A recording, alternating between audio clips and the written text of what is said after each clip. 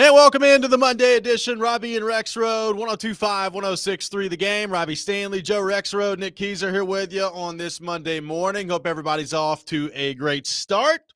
Hope everybody had a fantastic weekend. And boy, oh boy, do we got a lot to get into on the program today. Vanderbilt takes down Alabama.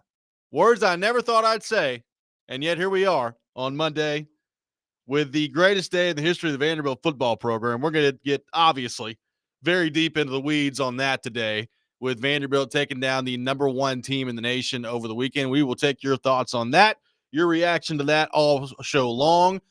Tennessee losing to Arkansas and the Hog Callers. We will take your thoughts on that as well.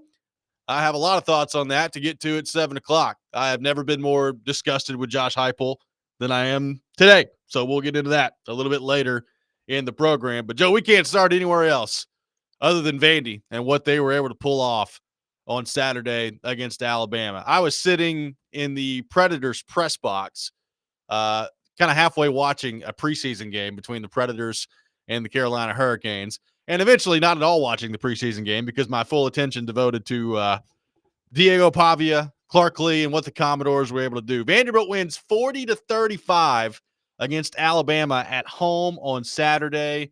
The kids storm the field. The goalpost is uprooted. It travels down Broadway, ends up in the Cumberland River. What a scene over at Vanderbilt on Saturday night, and what a moment for Clark Lee and this football program. A moment, Joe, that most people didn't know if we'd ever see something like that. Truly incredible. And, the thing is, this was, yes, there was some things that happened, like the early tip to the pick, right? I mean, that's a huge kind of break, a little bit fluky, but for the most part, I mean, like Vanderbilt had full confidence every time it had the football that it could go out there and move down the field and score on Alabama. I mean, this was not some just, bad weather day with 7 fumbles or something like that, which is what you would normally think would be required for something like this. Also, this is still, I believe, an Alabama team that can win the national championship. I really do.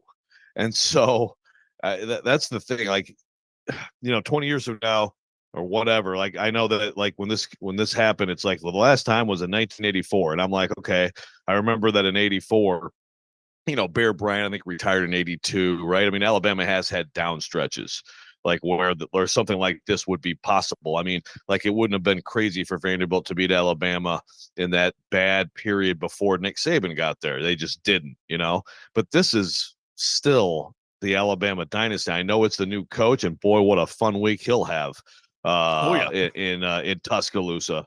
But this is still Alabama. This is number 1 Alabama, and they just flat beat them. And so just the football aspect of it alone is pretty remarkable. And then just for the long-suffering Vanderbilt fan, I mean, look, I heard from a lot Saturday who were just like, yeah, just tell me how we lose. Tell me how it ends, because I know what will happen. Just tell me the details of how we're going to blow this. And they didn't blow it. They didn't. And look, I'll be honest with you. When Alabama came right out in the second half and scored, I was like, oh, boy, here we go. Right. And then they threw that one down the field to Ryan Williams, too, and I was just like, good gracious. All right. They started throwing the ball to him. I don't really know what you do with that guy. And is this just going to end in heartbreaking fashion for Vanderbilt? Thing is, Joe, Alabama had no answer whatsoever for Vanderbilt's offense. None. I mean, they could not stop whether it was the option attack, the passing game. I thought the play calling was exceptional by Vanderbilt, keeping Alabama off balance and making some gutsy play calls at the right times. And Diego Pavia took care of the football, which was really important in this game. And they just made really good plays. And like you said, like, that part of it wasn't fluky. Like, Alabama did not have an answer for Vanderbilt's offense all night long from start to finish in that game, which was incredible to watch. Yeah, and look, some of it is, I mean, to me, the biggest play of the game was the touchdown on the 4th and 1, you know. And the thing is, like, that's a gutsy play call, but also that was not his first read. Alabama took away the hot read. It was a hot read. It was a play action, quickie to get the first down, and they took it away. And, Diego Pavia drifts and lost. And as soon as he threw it, I'm like, oh boy, he overthrew that. That's going to be that's going to be a killer, fail to convert. And of course, then it turns into a touchdown. I mean, that play by those guys was remarkable. Some of it was, like you said, like the play calling, the offense, those little, you go speed option into that little shovel pass. Yep. You got these just the mixed direction stuff, some of the little the play action stuff to the tight end who, doesn't play a lot, gets a TD. I mean, it's a tremendous offense. Again, this is now, and someone asked this question, and I mean, it's got to be the case. Like, is there any quarterback ever for two different teams who has beaten Auburn and Alabama? I mean, maybe there, but I mean, It off can't the be a top of my long head, list. No. yeah, it can't be a long list. I mean, this guy has just torched both of those teams now, but no, it was not fluky. I mean, this is what this offense is. I mean, it's and what Pavi is. I mean, that guy he's going to be like an all-time legend, and be here for a year. But he's something else, man. Just all the way around his play, but also just I think that clearly like the attitude he brings. Last week, if you're down, you ain't bleep. I mean, like it's amazing how much that can mean to a football team. William from Madison says, Robby, I hate to be that guy. However, that's twice this year you've picked against Vanderbilt for your lock. You're 0-2. Look, I will accept responsibility if that's what it takes. I think the first one was Virginia Tech.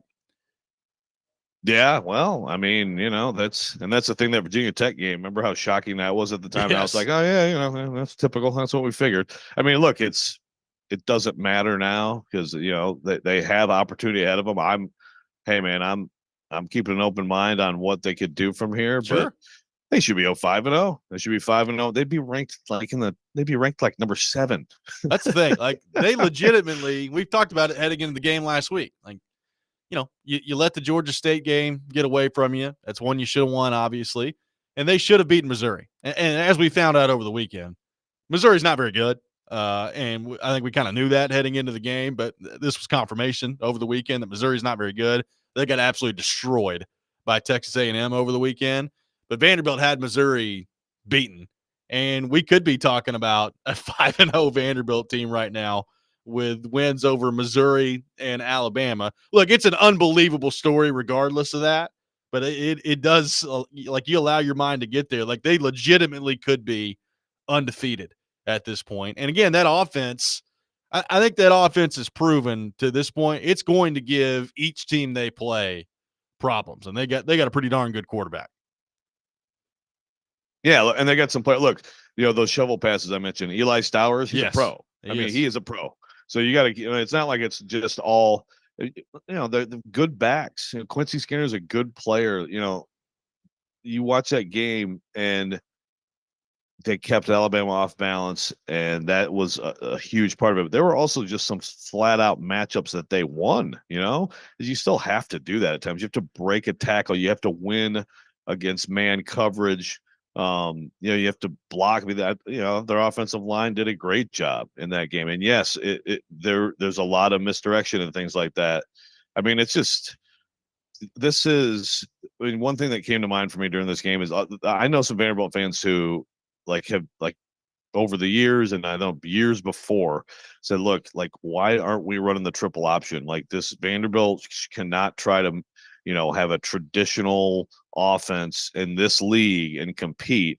Now, they have competed in stretches. I mean, Derek Mason had some teams that were really good with Kyle Shermer and with Keyshawn Vaughn and obviously James Franklin and Bobby. I mean, they've had some teams, yeah. But I generally agree with that sentiment, and I just think that you gotta give credit to Clark Lee. You think about what we were talking about with him before the season a few weeks ago, and what we're talking about now. You're talking about, I mean, this is the greatest Vanderbilt. I mean, James Franklin never won a game like this. James Franklin beat like number 15 Georgia, right, which wasn't a very good Georgia team. He won at Florida. They were unranked. He had a heck of a run in 3 years, but this win, I mean, there's nothing that compares to this. Obviously, 0-60 against the AP top 5 all time. 0-60. And of course, that means they'd never beaten the number 1 either. But I mean, you have to go back to like the 1920s, and like Dan McGugan when it was a national power and Tennessee hired, was it Major Nealand at the time? I don't think it wasn't. Hadn't been He wasn't promoted yet. general. Yeah. Yeah. The whole thing was because we want to beat Vanderbilt in football. I mean, that's what we're talking about here. A century. Let's go to our 1025 The Game phone line, driven by WilsonCountyHyundai.com. Welcome in Bob in Antioch. Bob, good morning. Thanks for calling in. Good morning, guys. As you guys know, I usually call about the Predators, but I've lived in Nashville all of my life, and I went to Vanderbilt. And every time you talk about a Vanderbilt fan, they're described as quote long suffering, and I'm in that category. I was at the game in 1969 when they beat Alabama, and here's a funny story about that. I was sitting next to legendary Nashville broadcaster Bob Bell. He was sitting next to me in the stands. And when that game was over, this man behind us yelled, "God Almighty." And Bob Bell turned to me and said, "That pretty much sums it up."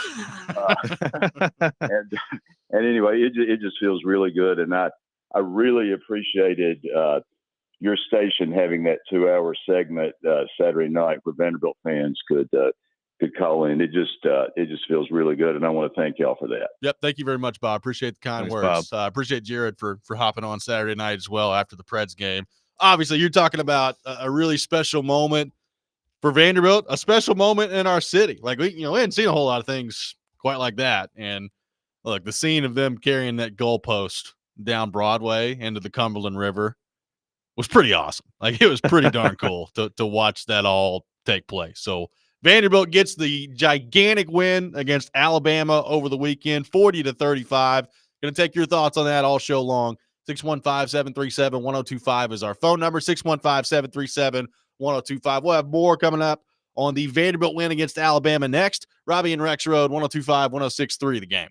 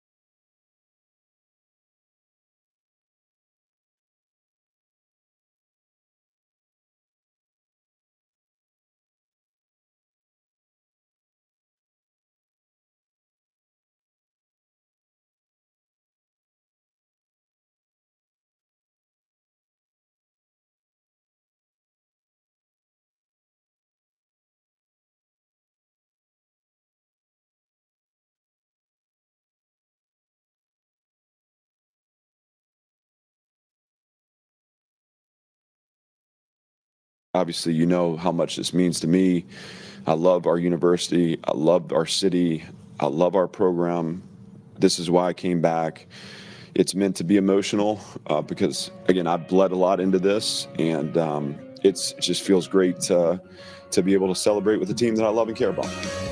As Clark Lee after the game on Saturday, Vanderbilt takes down Alabama 40-35 at home. The biggest moment in the history of their football program, I think, by far. I don't know that it's even close to arguable. And what a night for Vanderbilt football fans. What a night for the Vanderbilt football program. Taking your thoughts on that all show long. 615-737-1025. Maddie on the text line, I think, summing things up pretty well. As a Titan/Vandy fan, my general emotions include anger, disappointment, frustration, and apathy. Saturday brought me something new, elation. I was not emotionally prepared for that, and only wonder if a Titan Super Bowl would even reach that level of excitement. Thank you, Clark. Anchor down. This is from Maddie on the text line. A lot of Vanderbilt fans with similar text, tweets, emails, YouTube chats that we've gotten over the weekend. Vanderbilt fans are fired up, as they should be after that game. Absolutely. Now, Joey from Bellevue has a question that I think is worth fielding. Does anyone know if Willie D helped carry the goalpost down Broadway? He mentioned that he would. I did not. Was Willie D involved? I know that, Andrew Burnett helped, lift it off a car? Well, I mean, the Preds were involved. Yeah, Willie D was locked in. I looked over at one point, and Willie D was bouncing over there. So Willie D was locked in at the Preds game. Yes, Andrew Burnett, apparently the goalpost as it was traveling by the arena was on top of a car, and Andrew Burnett helped them get it off of it, I guess. So Andrew Burnett Fabro's car and Dante Fabro's car got a little paint on it, but it's okay, right? Everything's okay. I think everything's all good. So. How about Vandy trolling? That's, you know what? When Vandy never gets these opportunities, like when Tennessee beats Bama a couple years ago, they played Dixieland Delight right at the end, and it's like, oh man, that's great. Vanderbilt playing the Nick Saban clip over and over. That's great trolling. That is great trolling. Which, for people who don't know, I'm sure you do, but if you don't know, it was Nick Saban on game day this year saying, "Well, every place is tough to play in the SEC except Vanderbilt." We've got that clip. Essentially. Yeah. Now let's play it. You got it? Yeah. Here's the clip of what Nick Saban had to say just a few short weeks ago on College Game Day. But the only place you play in the SEC that's not hard to play is Vanderbilt. Because when you play at Vanderbilt, you have more fans there than they have. And that's no disrespect to them. It's just the truth. Hey, when we played in Nashville, we had more fans, Alabama fans, than what they had Vanderbilt fans. So that was Nick Saban. That was actually on McAfee, I think, a couple weeks ago. Right before game day. But, they had that ready to go, Joe. I mean, when that clock hit 0, they had that thing ready to go on Saturday night. Well done by Vanderbilt. Well, here's the thing. Nick Saban's not wrong. No. I mean, Nick Saban's not wrong that and I don't know because I'm not in Nashville right now, but I don't know what the exact crowd breakdown was for this game, but I've been in that stadium many times when the breakdown has been more opposing fans, and that is reality. It's not something to me to shame Vanderbilt fans about. It's the reality of what this football program has been, right? So but yes, for them to have that ready was pretty fantastic. And not many people actually say that out loud. Now that Saban's not in coaching, he'll say stuff like that. Well, right. Saturday night goes a long way to changing that, right? I mean, it's one game's not going to do it. But one game can be a pretty good launching point, right? Look, you brought it up. It's not like Vanderbilt's not beaten ranked teams before. We've seen them do it. That Saturday night, it's a much different deal. It's the number 1 team in the country, and it's Alabama. It's Alabama that has still been at the height of their powers. And I know Saban's gone, and Kalen DeBoer's there, and it's a different era. And look, Kalen DeBoer got the huge win against Georgia. I still think he's a really good coach. He's probably going to do a whole lot of winning at Alabama. We'll see if it actually translates into national championships and college football playoffs and all that. And, the book's still out on Kalen DeBoer for all that. But it is still a lot of really, really good players. Some 5-star players, and Jalen Milroe and Ryan Williams. And it's hard to overstate how impressive that was for Vanderbilt on Saturday night. Number one, how shocking it was. It got to about the second quarter, and I looked at Alex Doherty, who was on Media Row with me, who's a big Vanderbilt fan, and I was like, "They gonna do this? Like, you got faith that they're gonna do this?" And he's like, "I don't know, man. I've seen this movie before." Right. Right after the end of the what third everybody quarter, says. then you started. I think once you got into the fourth quarter, like you started to believe, and particularly Joe, and like when they sacked Milroe and picked up that fumble, that's when I said they're going to do it. Like they're going to win this game when they sacked Milroe and got that fumble back. I'm with you. The Capers play that I agree. Like the Pavia touchdown pass was, I think, the biggest, like the biggest offensive play of the game. But the strip sack, you're like, holy cow, they might actually do this. Just on a football note here, that what we were just talking about, because Andrew says the triple option works well for the first few years, then teams practice for it. Look at Georgia Tech. They won with Johnson earlier than the league caught up. Well, this isn't the triple option. And the difference, Andrew, is, this offense. Now, first of all, is Vanderbilt always going to have a QB like Pavia? I mean, this is one year you have to have great players, to run it. But this offense throws. And that's the issue with what Georgia Tech did for all those years, is if you have no passing element to it, or very little, then teams can figure it out as they practice it more. And that's why this offense is so good, because they do throw the ball. Now look at Navy this year. I mean, Army and Navy, by the way, this is just an insane year right now. Army and Navy are both undefeated for the first time since 1945. Yeah. Okay. And Navy, if you watch Navy play, because Memphis went and found this out firsthand, they have added a lot of passing to their offense, to all the option stuff they do. And so, I mean, like, if you execute it and you have to have good players, and again, you can win matchups. Vanderbilt has some good football players.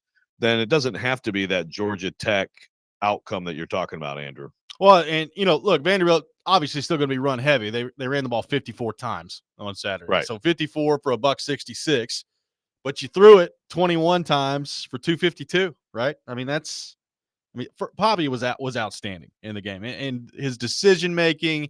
We brought up the play calling earlier, but his reads, his decision making were on point pretty much the entire night. Like he was well prepared. The moment clearly, look, we've learned that about him to this point. The moment is clearly not going to be too big for him, and just another example of that. I mean, look, if you can handle that moment that he handled on Saturday, he can handle anything else on their schedule. I mean, it was really something to behold to watch him play football Saturday night. He's something else, man. He's special. But to your point on Vanderbilt, or on Alabama, look, again, they just beat Georgia in the game of the year. And is that a part of this? I'm sure. Someone said on the text line that in the press conference Monday, but going into the game, they never mentioned Vanderbilt. It was all post-mortem on Georgia, right? I mean, I'm sure there was some looking over Vanderbilt. I'm sure. Rat poison. Yeah, right. But like this Alabama team, they've had. I'm seeing a lot of this, and again, this week will be so much about like Alabama, Kalen DeBoer, and following Nick Saban and all that stuff.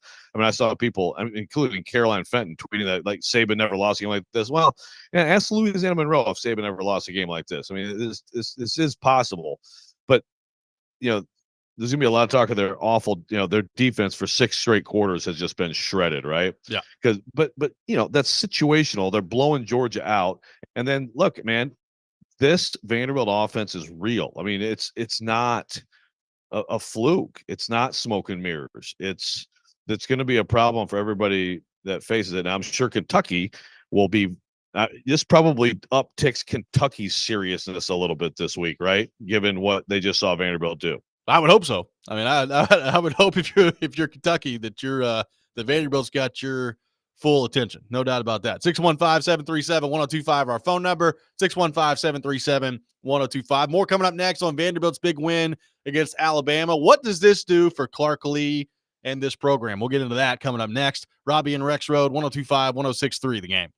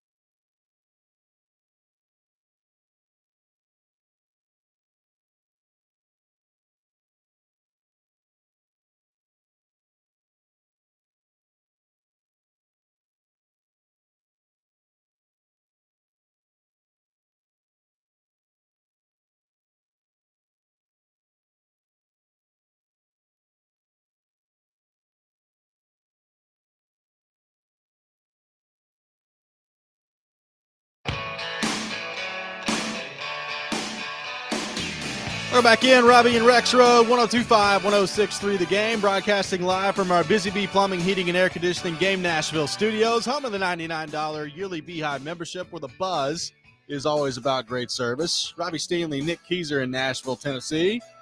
Joe Rexrode at Parts Unknown, but Parts Unknown look fun. Looks like there's some water by you.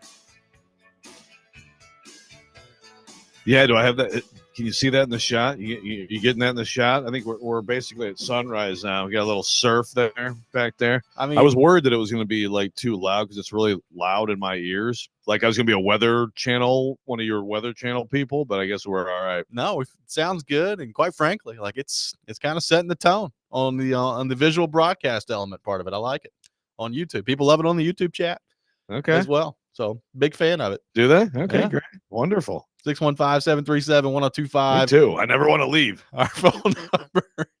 Diego Pavia, 16 and 20 through the air, 252 yards, 2 touchdowns for Vanderbilt on Saturday. Added another 56 yards on the ground. Vanderbilt wins 40-35 over number 1 Alabama. Taking your thoughts on that all show long. 615-737-1025.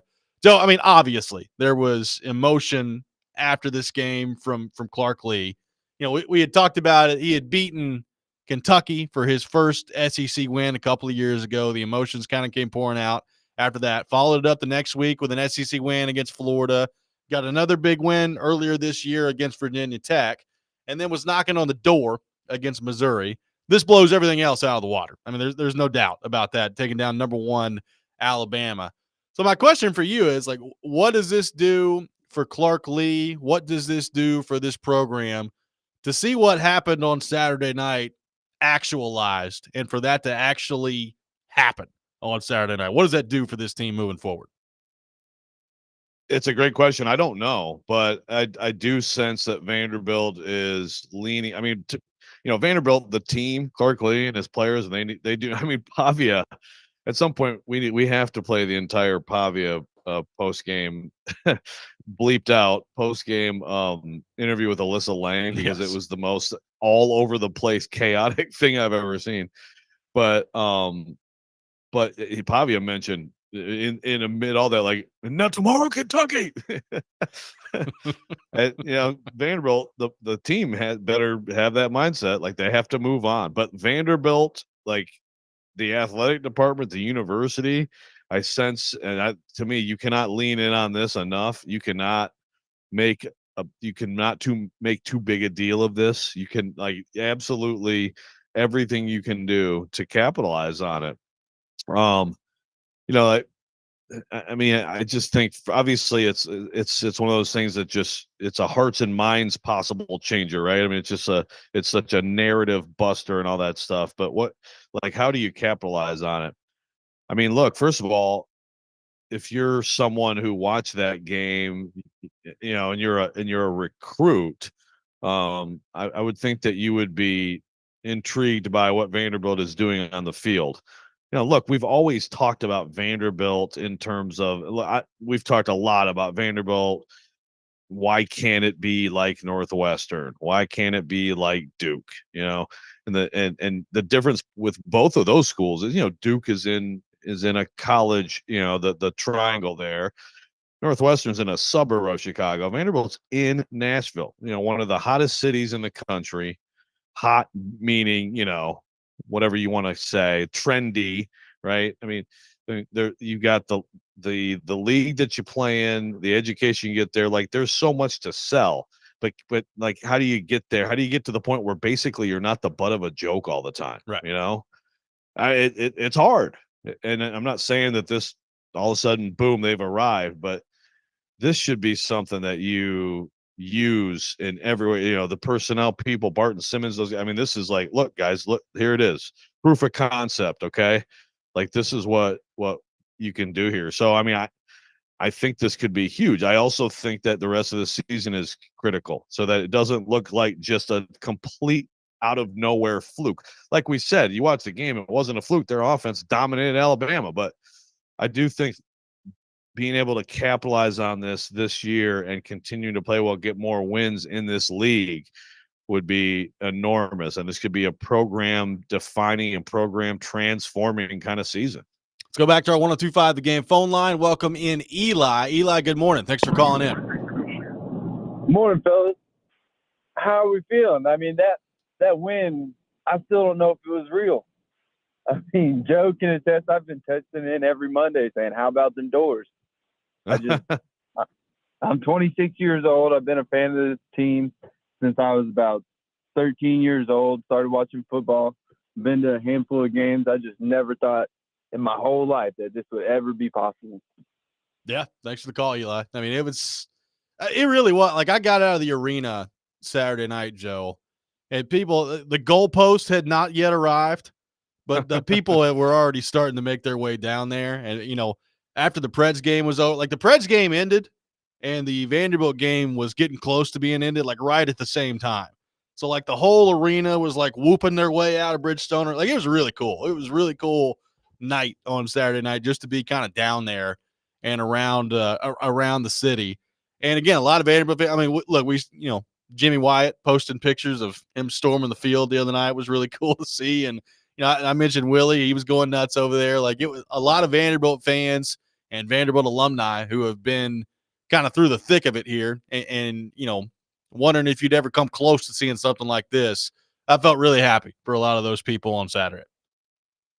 Yeah, no doubt. I mean, Jimmy White, like you said, Willie. I mean, our former league partner Dane from Nolensville. Yep. I know that he absolutely expected them to blow this, but I mean, all these people who have suffered through all these years. Robby, born with the Titans. I mean, there's a lot of people who, it's. I mean, look, to some degree, if you're like Eli just called, so he's been a fan, he said, for 30. So basically, then his fandom started with the James Franklin era, and that's pretty good. Pretty good start, right? Like, yeah, like that. You missed a lot of suffering. So really, it hasn't been terrible, right? Like you had a couple good years. You had some beating Tennessee with Derek Mason 3 years in a row and stuff like that.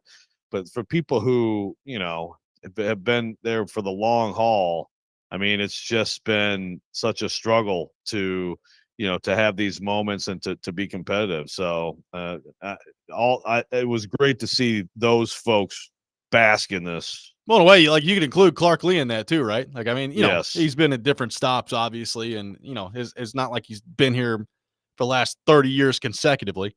But he talked about it Saturday night. Like, that was why he came back, was to have wins like that. And look, if you can do that, if you can pull that off, it does make you start to wonder, well, what can you ultimately be, right? And I think that's always been something that's held Vanderbilt back, because it's always been we don't have the same resources that other SEC teams have. We don't have the same history. We don't have same blah blah blah blah blah.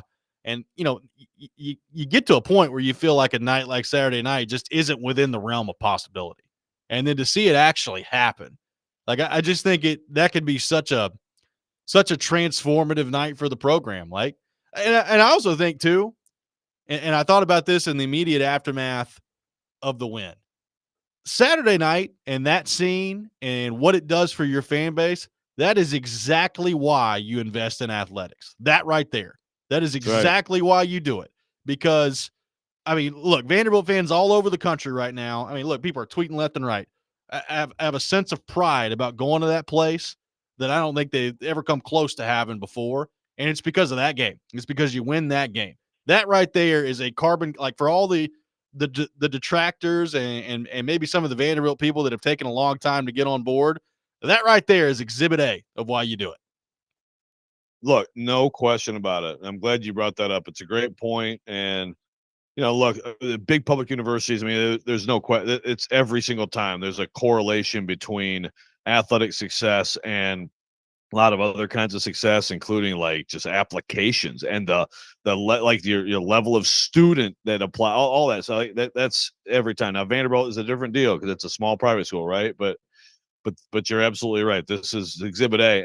And by the way, they are now in a situation, we've been talking about this, but it's like, okay, well, show me the results. But they have been in a situation where they have a chancellor who believes that. They have a chancellor who was at Northwestern who absolutely Daniel Diermeyer, there's no question he believes in it and believes it's important and has wanted to invest in it. They have an AD in Candace Lee, and Clark Lee got probably most emotional Saturday talking about her, who's taking a lot of crap from a lot of morons on the message boards and internet trolls that are complete idiots that don't know what they're talking about, who has worked really hard to change the situation with resources.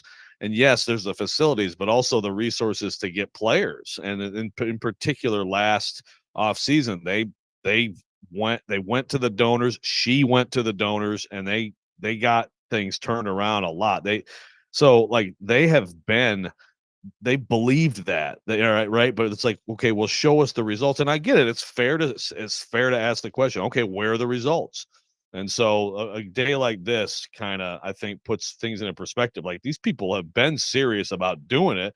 It's just, can you get to the point where you can show it off on the field? And you're right with Clark Lee. I mean, this guy, talking about a Nashvilleian who grew up, going to Vanderbilt games and went to Vanderbilt. And so he totally understands this from every angle. 615-737-1025, our phone number. More of your thoughts on Vanderbilt's takedown of Alabama coming up next. Robby and Rexrode, 102.5-106.3 The Game.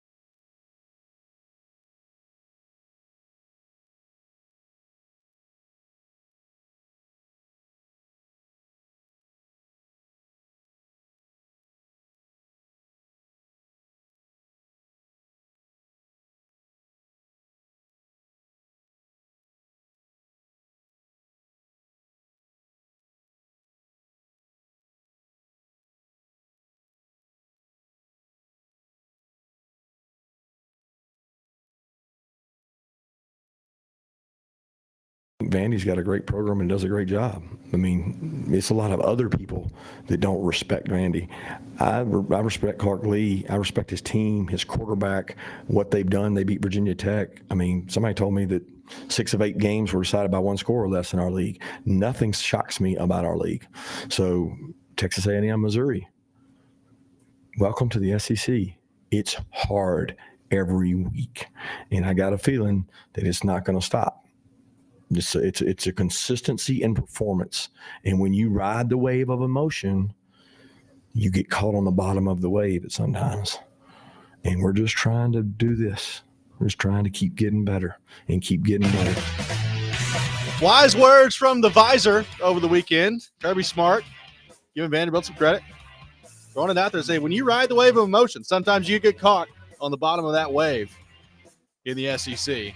We got more teams to get to coming up here in a few minutes that may have got caught on the bottom of that wave.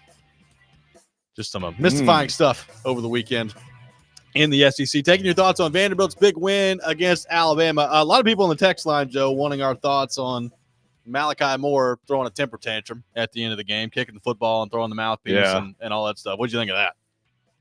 Yeah, I mean, it was a little much, man. It was a little much. I get it. I mean, you know, I guess if I'm an Alabama coach or fan, I don't want my players joking and laughing around after that. I want them to be upset.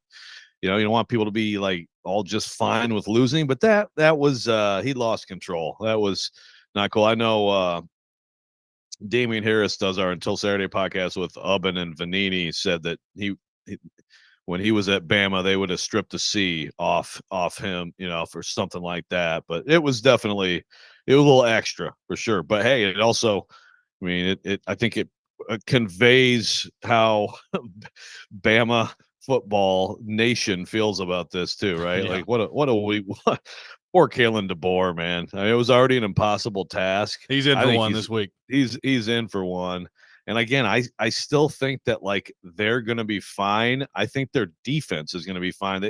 They couldn't handle that matchup Saturday. They let Georgia get back in the game with some big plays. I don't think they're bad. I think they're going to bounce back. But this week, oh, what a fun week it'll be. Who have they got next? They got South Carolina. South Carolina. Yeah, so they'll take it out on them Saturday and be fine. But yeah, this is of all the things for following Nick Saban. Like on the list of things you wouldn't want, I would say a loss to Vanderbilt would be up there somewhere. The week after, I mean, somebody said this on Saturday night, and it will go down as true. The first SEC win for Kalen DeBoer will be Georgia, and the first SEC loss is Vanderbilt, just as we all drew it up. Sure. There you go. It's just wild to say that sentence out loud, but that's where we're sitting at. After this week in college football, a lot of crazy upsets going down this weekend. None more so than Vanderbilt taking down Alabama. Look, I mean, this is going to be one of those games. It's similar, you know. Let me back it up a little bit. It's very different and also similar to the Tennessee win over Alabama a couple years ago. This is program defining for Vanderbilt, right? Like this has been something that they've never approached doing before. So, like, Vanderbilt fans are always going to remember where they were, what they were doing when they were watching this game, and they took down Alabama. Like, it's going to be a night that lives on in Vanderbilt for decades and decades and decades to come. And now the question is, what does it mean? Where do they go from here? You know, after you beat the number 1 team in the country, Joe, I'm not taking bowl eligibility off the table. You know, there's, you know, you look at the rest of their games. If you can beat Alabama, you can beat any team left you got on your schedule. Now, that doesn't mean that they will, and it doesn't mean that they're going to go on some run here where they end up 9-3. Now, maybe they do, but I am really interested to see where they take this thing from here. And, you know, I remember the Tennessee game a couple years ago when they took down Alabama. And again, it's a different situation, but I know that was a heck of a recruiting tool for Tennessee.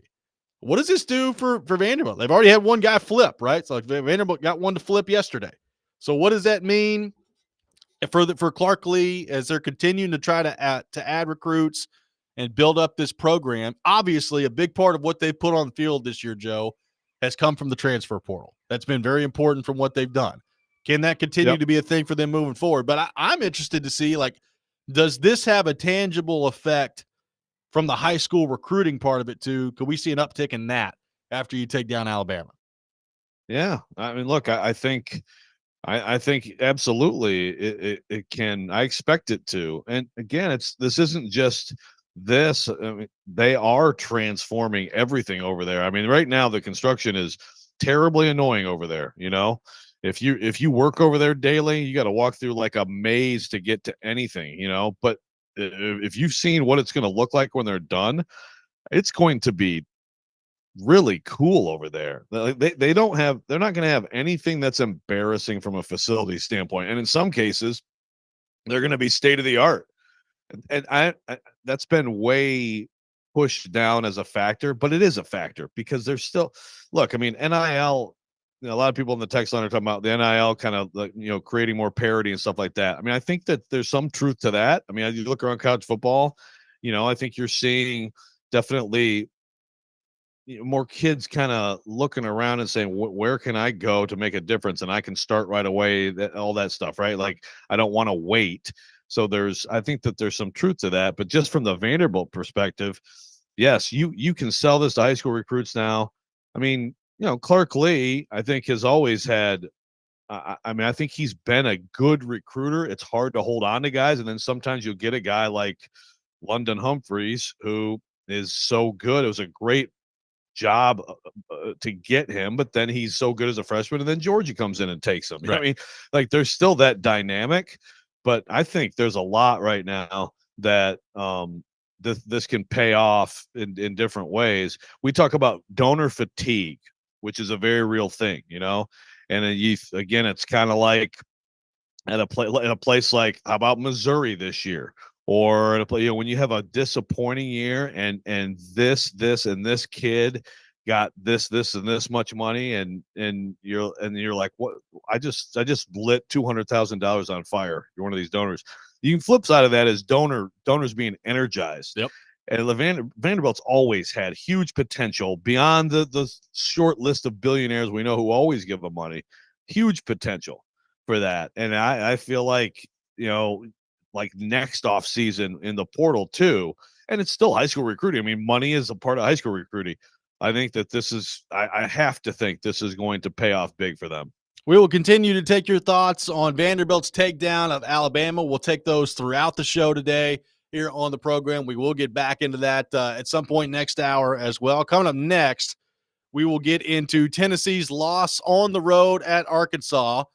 What happened and how damaging is this for the Vols and the college football playoff? We'll get into all that. Robby and Rexrode, 102.5, 106.3 The Game.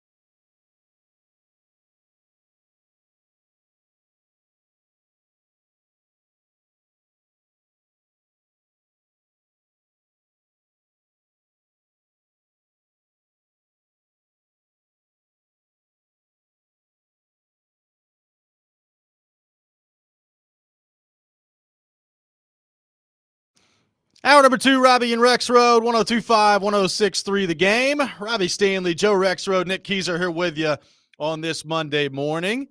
We will continue to take your thoughts on Vanderbilt's takedown of Alabama throughout the program. Today we will get back into that here in just a few minutes here on the program.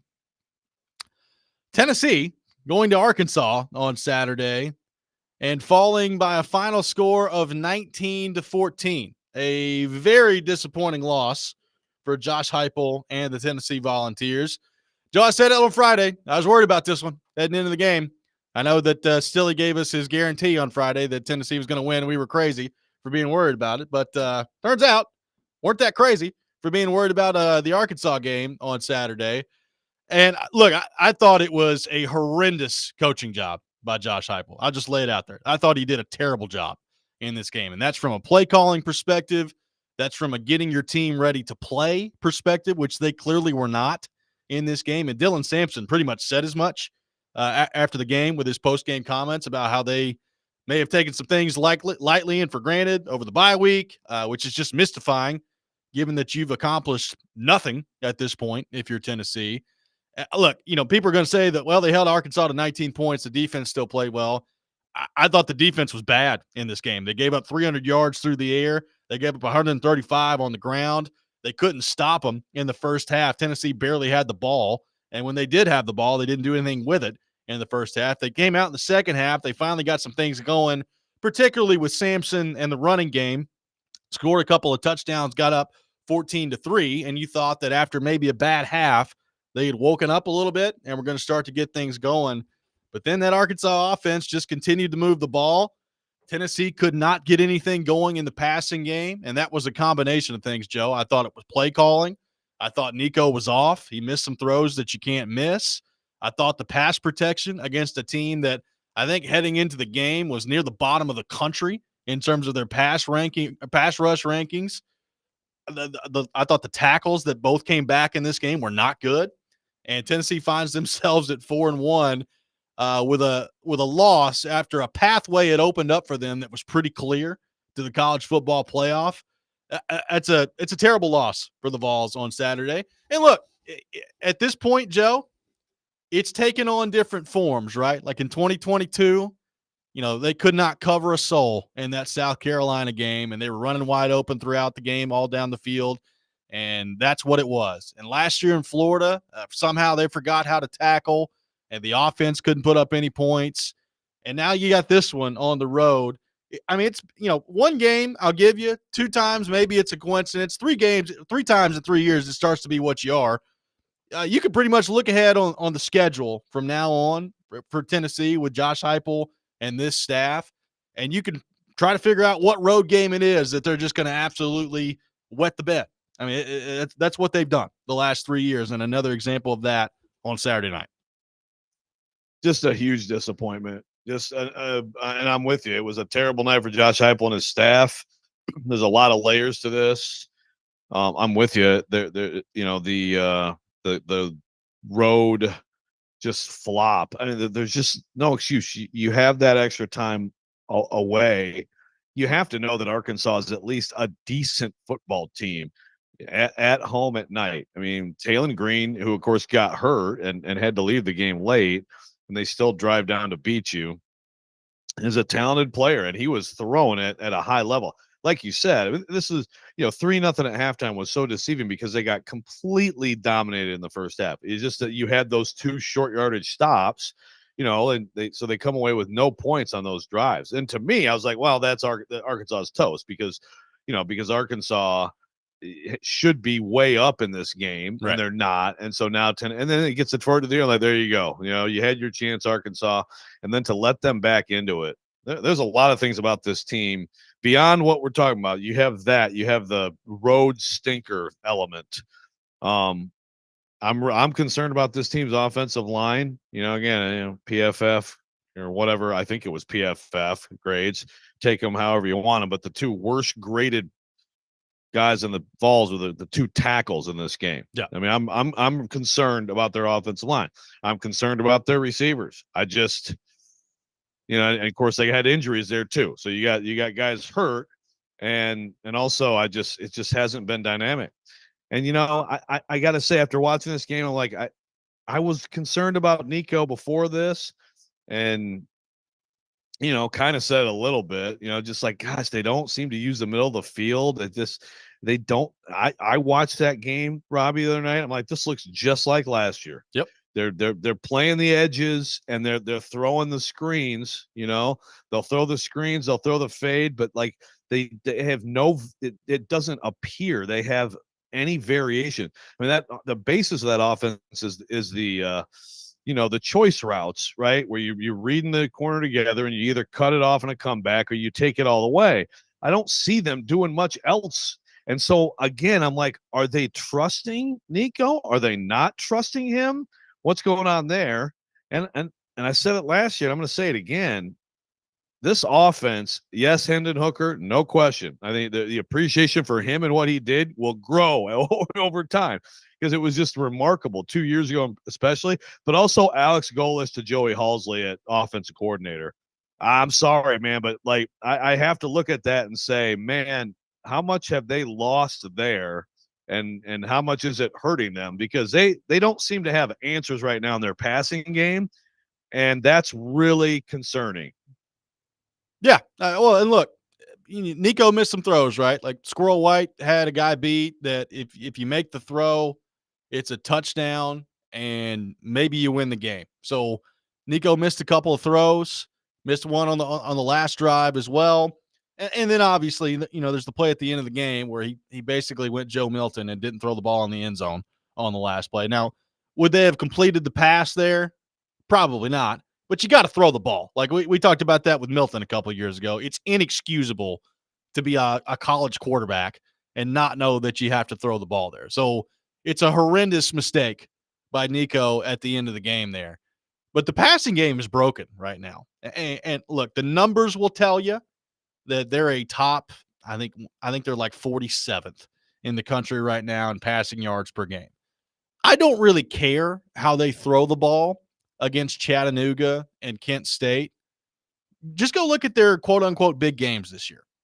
Like NC State, they didn't really throw it that well. Like they made a couple of big plays, but they ran the ball great. Nico made a couple of big plays with his feet, and there's nothing wrong with that. That's part of your offense, but you didn't throw it all that well against NC State. Oklahoma, now granted, you had some backup offensive linemen in there, and the pass protection was becoming an issue. You made the one play down the field to Thornton. Other than that, you didn't throw the ball very well in that game. And now this game, you threw the ball for 158 yards. Their passing game right now is broken. And I don't know how fixable it is. I don't know if it's something where, look, maybe they come out on Saturday against Florida and they're at home for the first time in basically a month and they wheel that thing around for, 300 yards on Saturday. I have no idea. But right now, I think you should be extremely concerned about the passing game, and it's multifaceted. I don't know that the offensive line is very good, and if it's not very good, you're not going to give yourself much of a chance against the Alabamas and the Georgias of the world. And like I just don't know, like, how good is this receiving core at creating separation? Look, Arkansas clearly was committed to stopping their passing game on Saturday and felt like that they could contain Tennessee's rushing attack basically with like 5 in the box. And a lot of the night they did. Now, Sampson ended up for the 138 yards on the ground. So he still got his numbers, and he broke a couple of big ones. He had the 53-yarder that was almost a touchdown down. So, like, it wasn't like they completely stifled the Tennessee running game. But you've got to find a way as an offense to come up with more answers in the passing game than they're coming up with right now. And this is now basically a year and now 3 meaningful games this year where they've had no answers really with the passing game. And it's concerning. It's very concerning. And, it was a great strategy. We got some Arkansas. We got some Arkansas fans listening to the show. That's one thing I've learned through this, Robbie. But, Arkansas had a good game plan, and it was absolutely, they were not giving up the deep stuff, and they also, Sam Pittman has talked about it. Like they switched to a 3-3-5. They switched their defensive alignment up. So different, in the run game, different gaps, different things that Tennessee didn't expect, but they still, to me, should not have been able to do what they did up front with the boxes that they had out there. Yeah. And I think you have to. So the offensive line, yeah, and then Nico. I mean, look again, people. I mean, Joe Milton, he still gets ripped for that play against Ole Miss. I mean, that's just like, how are you not heady enough at the end of a game to understand you just have to flip it into the end zone and give it a shot? How does this happen to Tennessee football twice in like 4 seasons? Also, like Yeah. it's concerning. I still think that Nico has a world of talent, but you've got to change some things. I actually think it's a good thing for Tennessee that they have Florida coming in this week. It's a home game. It's a team that you should beat up on, and You I better still think focus. they will. Yeah, but you also, like, you got to get some stuff in order. And I don't know if that means, like, is it time to look at Mike Matthews? Yes. Or, I They mean, need somebody out there that can make a play. They don't have one. Brew McCoy's a good player. Brew McCoy cannot create separation. He can't do it. Yeah. They need somebody out there that can make a play and get some separation.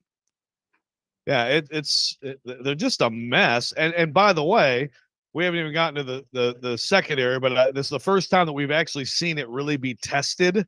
It's the first time we've seen a team that can actually, and I didn't even think Arkansas could throw the ball this well. Taylor Green was throwing some dimes. He was. But man, I'm looking at that and saying, boy, when they play the teams that can really throw the ball, how much better had they actually gotten there? Ricky Gibson was bad Saturday. It was bad from him. And, McCoy wasn't great, but Ricky Gibson in particular, it did not go well for him on Saturday. 615-737-1025 is our phone number. More of your thoughts on Tennessee's loss to Arkansas over the weekend coming up next. Robby and Rexrode, 102.5, 106.3 The Game.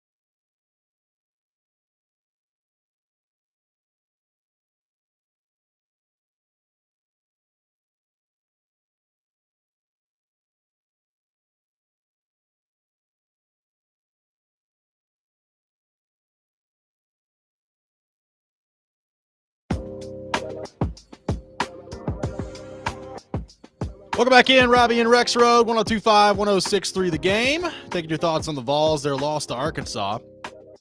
Caleb on the text line. It's not on Nico or the wide receivers. Defenses are playing three deep safeties, and we're being forced to be one-dimensional. And when you can't run the ball against a light box, that's the issue because it doesn't force his defenses to bring more people down. To which my response was, it's a little bit more complicated than that. Nico missed too many throws on Saturday. You got to find an answer as a passing offense other than, well, they got people out there. Look, I understand that teams are taking, Heupel mentioned it again the other night. The structure was different than what we thought it'd be. Well, the structure ends up being pretty similar at the end. Like all these teams clearly have devised something that they think is going to work against your offense. So you have to utilize the middle of the field, your tight ends, Squirrel White. You have to find an answer. You are paid to find an answer in the passing game. It doesn't have to be a bubble screen to the right or a deep seam route. Your route tree has to expand more than what it is right now with this offense. If you can't do that, then maybe we need to start having a conversation about the coaching staff. But like this idea that, oh my God, the defense is in a 3-3-5. What do we do? We can't throw the ball is one of the most asinine things I've ever heard. You're paid to come up with answers here. The route trees have been awful, and you have to find an answer as an offensive staff. It's embarrassing what they put on tape on Saturday. Embarrassing. No, I agree. And look, again, I don't want to overplay the OC thing because look, you have to recognize your own limitations in this thing. I can only go with the product I'm seeing. But I believe that like Alex Golish, if he was OC of this team, they would be using the tight ends all over the field, in the middle of the field. They did a great job of that, in the first 2 years of this offense with Heupel. And it just was a lot more varied. The route tree is a great way to look at it. I mean, seriously, it's just bubble after bubble. And then the choice routes, and I'm just not seeing variance. And another thing I'm seeing is from Nico, and those eyes are going down fast, man. Yep. And I think it's a combination of I don't think his coaches are helping him out enough, but also I think he's concerned about that offensive line protecting him. I mean, he is one read eyes down to run way too fast. You're not going to win these big games. I mean, you just lost to Arkansas, but you're not going to beat Alabama and Georgia if that's how your quarterback goes about things. And yes, some of that is on him, but also you got to support him more. Look, if they play like they did Saturday, they will be in a dogfight with Florida. I guarantee it. If they play like they did Saturday, they will be in a dogfight with Florida. Well, here's something that we haven't yet, combined the two main topics of the day. First of all, this loss, by the way, I mean, like for the Vanderbilt football fan to then follow up with a little cherry on top of Tennessee losing to Arkansas. Oh, yeah. I mean, my goodness, but what a joyous day for the Vanderbilt football fan. But also, you telling me that Tennessee Vanderbilt's not going to be a football game this year from what we're seeing right now? I mean, right now, it's hard to imagine it not being one. And look, again, the problems are, I think, primarily on the offensive side right now. That was not a good performance from Tennessee's defense. And again, I know they only gave up 19. So if you want to just box score watch it and say, well, what are you talking about? They gave up 19 points. You'll take that all the time. Yes, they gave up 19 points. Now, on the first drive for Arkansas, Taylor Green had somebody wide open in the end zone and short-armed it and missed it. They had another fourth down stop that Tennessee gets credit for where the receiver caught the ball with his knee on the ground, a yard short of the marker where he would have picked up the first down. So we can sit here and give credit to Tennessee for some of these stops if we want to, and there's a couple that they do deserve credit for. It was not a good performance from Tennessee's defense on Saturday. No, I mean, 434, like you said, total yards. 3-1 a carry, but still to get 137 yards, to overall get 5.9 per play. I mean, that's 21-30 passing for 297, no picks. I mean, 9.9 per attempt, Arkansas in this game. I mean, this was not a good defensive performance. Like they kind of lucked out. Yeah, I still think a lot of the game they look, dominant up front. They looked, but then like late in the game, man. I mean, I guess they were tired.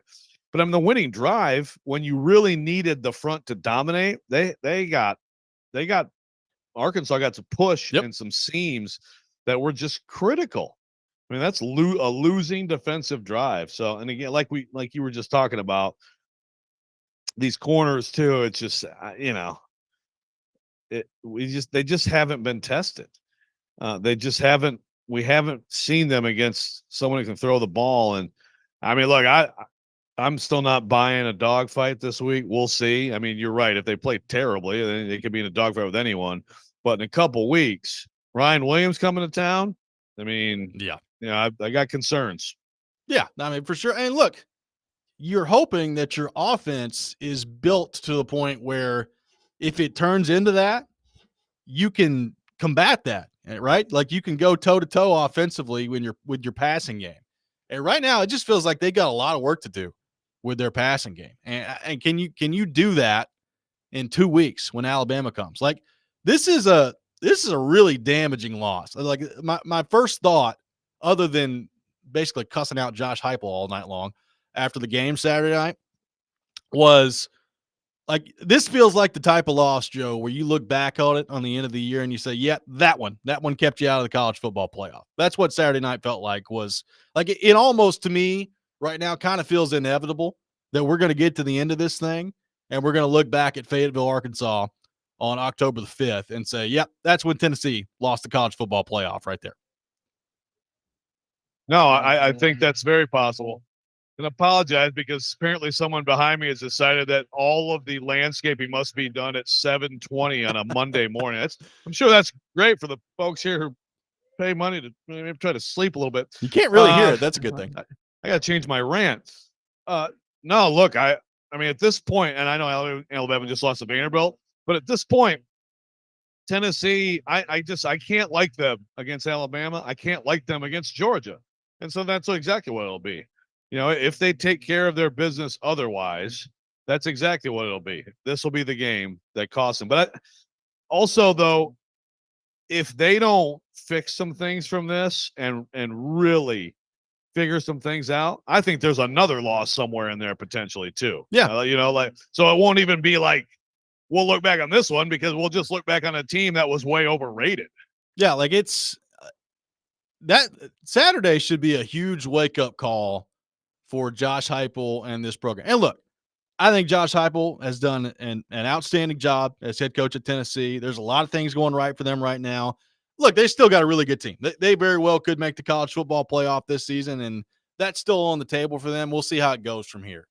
But it was a little jarring to watch just how unprepared they were to play that game on Saturday and how disjointed he was calling the offense. Like it was and look, Arkansas deserves credit. Of course they do. Like they got a nice pass rush on Tennessee and they made life difficult for Nico, but they were aided by, number one, some just stupid penalties that Tennessee had on the offensive side of the ball that should not be happening at this point of the season with the regularity that they were happening the other night.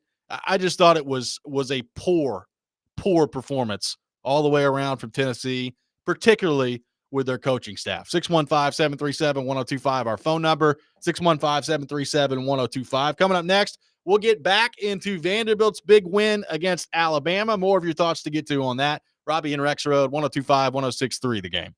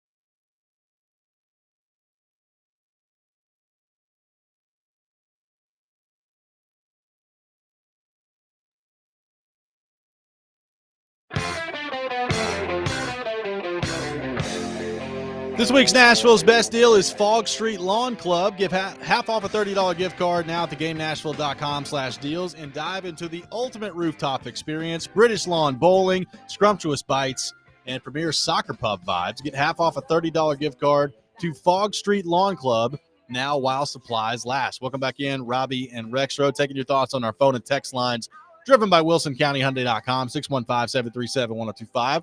Let's go back to our 1025 The Game phone line. Welcome in Blake. Blake, good morning. Thanks for calling in. Hey, Robby, Rexrode, love listening to the program. I listen to it on the way to work every morning. I just want to start out by saying that. Yeah, no worries. Robby, Rexrode, I drove on 40 West to go to Fayetteville there on Saturday morning to go see that atrocity.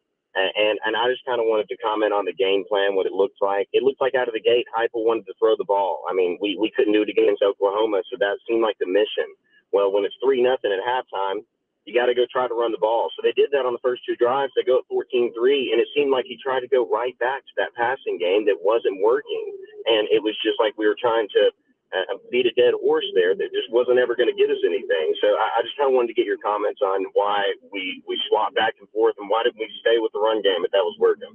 Yep, thanks for the call. Well, look, I mean, they tried to run the ball. They ran the ball 36 times in the game. So now 11 of those came from Nico. So Nico, to your point, Joe, I think pulling the ball down too early and trying to get out of there. And look, he was under pressure. Like, Tennessee's offensive line did not do a good job pass protecting in this game. So that's something obviously that they got to get figured out, because if if Hurd and Campbell are back in there and you can't protect any better than that, well, that's a huge red flag for you moving forward. I did think there were too many times where Arkansas got too much penetration with 5 in the box, and you can't have that against Tennessee's offense. And that, it reminded me a little bit, Joe, of what Georgia's been able to do to them, where they have basically slowed down their running game outside of, an 80-yard burst from Jalen Wright last year to begin the game with 5 in the box. And that's what they've been able to do in that matchup. With first rounders doing that. So right. you kind of get that, right? Yes. That was not the case on Saturday in terms of the other personnel. So, I mean, look, we talked a lot about it. This should be an eye-opening game. It should be a really eye-opening game for the coaching staff. They got to get some stuff figured out. And if they don't, this ain't going to be the last loss that they're dealing with this year. Now, there's a few comments on the text line. I'm just gonna paraphrase, but the idea of like the 3-3-5, good switch from Arkansas. Okay, no doubt, good switch from Arkansas. But like, it's not like the 3-3-5 is some foreign thing that teams don't use. Yeah. I mean, it's just so in your game plan it'll trip you up. But they've seen plenty of 3-3-5. That's what NC State runs. Yeah, and also what someone said, the routes are built in. Well, like I said, there's a foundational thing with this offense of the deep choice routes on the edges, right? But there's still different pass plays and different things that you can do. And it's just, we're well into a second season now of Tennessee never using the middle of the field in the passing game. And to me, I took that as not trusting Joe Milton previously. And I don't know if it's the same thing now with Nico or if it's just the OC or what it is. But if you don't have some variance, get those tight ends involved, do some different things. Like Robby said, do something other than all bubbles or the choice route, the choices down on the edges. Yeah. Like, it's going to make it real easy for teams to defend you. I mean, obviously, if you hit a few of those, then whatever. But they're not hitting enough of them. And I think it's a huge go back to the drawing board week for this coaching staff. A huge week for Vanderbilt over the weekend as well. They take down Alabama 40-35. We had a lot of reaction to that on the show so far today. We'll continue to take your reaction to that. Let's hear the play-by-play call from the game-clinching, I guess, kneel down on Saturday for Vanderbilt against Alabama. He takes the snap. That's going to do it. Vanderbilt biggest win in Vanderbilt history. Is this real life? You bet. Vanderbilt beats Alabama for the first time in a generation. The greatest moment in Vanderbilt football history. Andrew Allegretta on the call there. Fired up in the booth. There was a nice video element, too, of Allegretta in there just pumping his fist. It was fun to watch. Then the students storm the field. The goalpost goes from West End to Broadway to the Cumberland River. What a scene it was on Saturday night for Vanderbilt, taking down the number 1 team in the country. You mentioned it earlier too, Joe. I mean, look, it was the greatest night in Vanderbilt football history by far before the Tennessee game, and then you have Tennessee losing to Arkansas on top of it. I mean, I got some tweets from some Vanderbilt fans that were basically like, "Hey, Robbie, sorry about your team, but this is the greatest thing that's ever happened to me." Like this entire night, and I was like, "Yeah, man, I get it. It's all good. It's all you should enjoy it." Yeah, but the thing is that the Vanderbilt result on its own was so big that nothing that happened in Tennessee or even the rest of the year with Tennessee would ruin that either. Exactly. Right? It's just a little bit of I'll throw that in there too. The best day ever. Yeah. No, it's man, just even seeing, because the thing is, we talk about these crowds, right? Like Nick Saban said, and they play them on a loop. More teams from the opponent or more fans from the opponent and all that stuff. What about the people who are there all the time? What about the students who do show up for Vanderbilt, who actually got to go on that field and rip down the goalposts? Or the people like Jim Wyatt and his wife who are there faithfully? I mean, Jim Wyatt, I think we've talked about this on the show. For people who don't know, yeah, I'm going to botch the story, but he never missed the Vanderbilt Tennessee game. He's such a hardcore Vanderbilt fan. He's a Tennessee grad who is a hardcore Vanderbilt fan, who was there front row at every freaking sporting event. Yeah. And he had a Titans game out west, and he had to take the red eye back and all this stuff just to get to kickoff of a Tennessee Vanderbilt game 15 years ago. It's people like that who you feel good for. It's long suffering. And I know that there's some, it's like the lovable losers kind of thing, almost like the Chicago Cubs fans who for years, right? But still, they had good teams. They just would blow it at the end. I mean, you're talking about not being competitive for a lot of time in this league, and to come out and beat the number one team that just won the biggest game in college football that is good enough to win a national championship. Alabama is good enough to win a national championship, and you beat them straight up, and they could not stop you. It's not just the craziness of having this moment. It's how it happened too.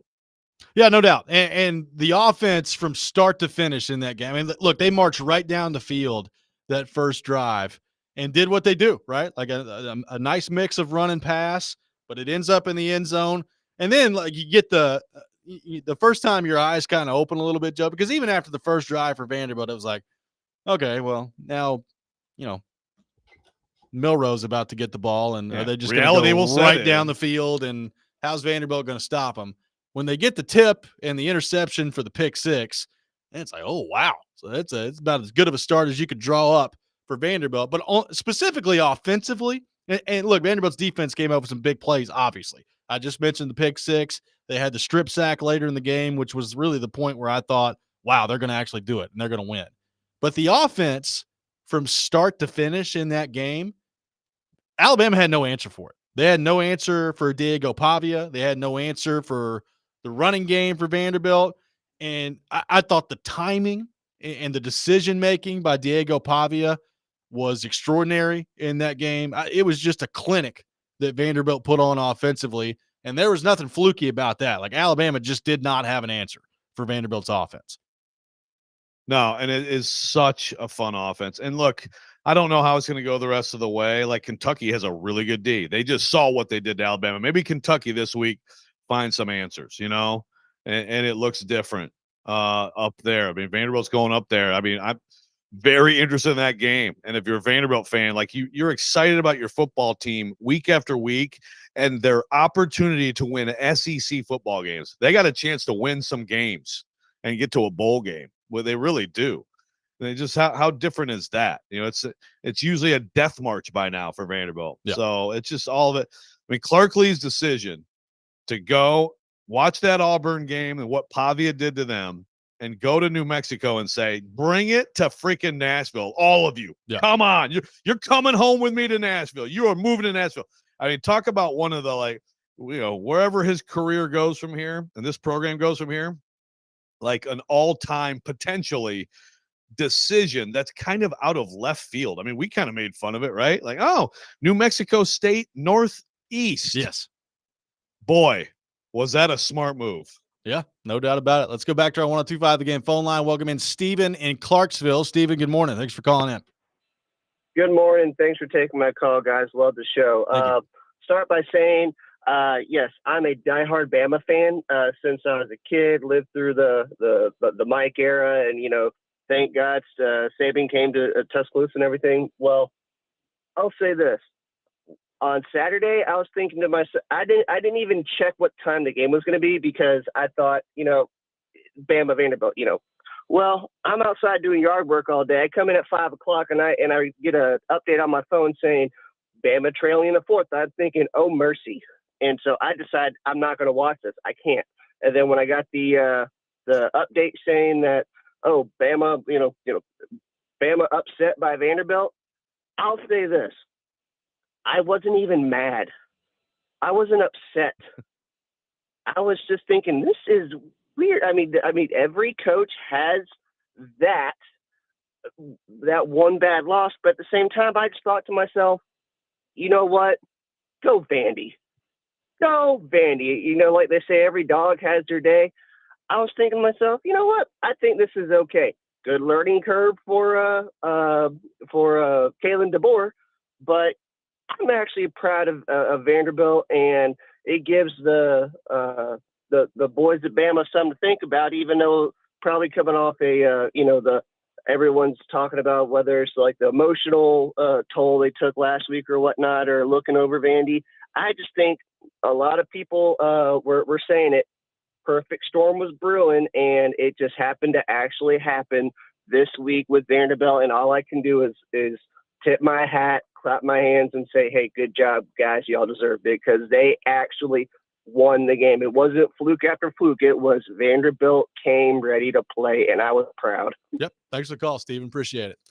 I don't know how many Vanderbilt fans will take the Steven approach, or excuse me, Alabama fans will take the Steven approach to that one, congratulating Vanderbilt. But I like the perspective. Yes, I do too. I like the perspective. Also, I know we weren't going to talk draft today, but I think we have to talk draft. Okay. Because Jackson Dubois has the hashtag. Hashtag pitiful for Pavia. Let's do it. Pitiful for Pavia. I can't even say it. And by the way, just a nationwide disclaimer: it is Pavia. It is not Pavia. Who was doing that? Pretty much everybody that's never watched Vanderbilt play football before. It's calling him Pavia. So, including some of our local news the other night, which was disappointing. 615-737-1025. Name names. I don't actually know his name. 615-737-1025. Yes. Corey Curtis? Yes. Chris Harris? Yes. Jill Lilena? Okay, I butchered that one. Sorry. Nailed it. Go ahead. Speaking of things, Joe's Butchers, we'll see what the rant looks like coming up next. Robby and Rexrode, 102.5, 106.3, The Game.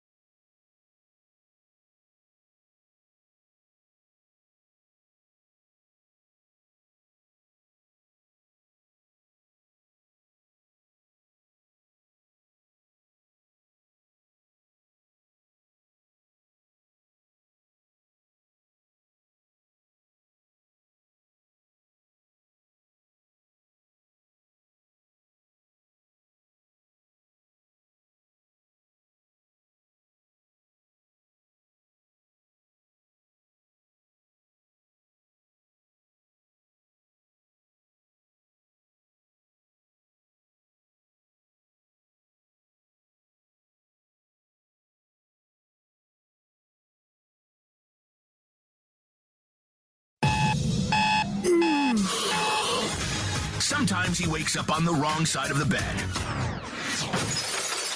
And sometimes he's just, well, Joe. Awkward moment. Let's do it. This is the Rex Rant, now on Robby and Rexrode.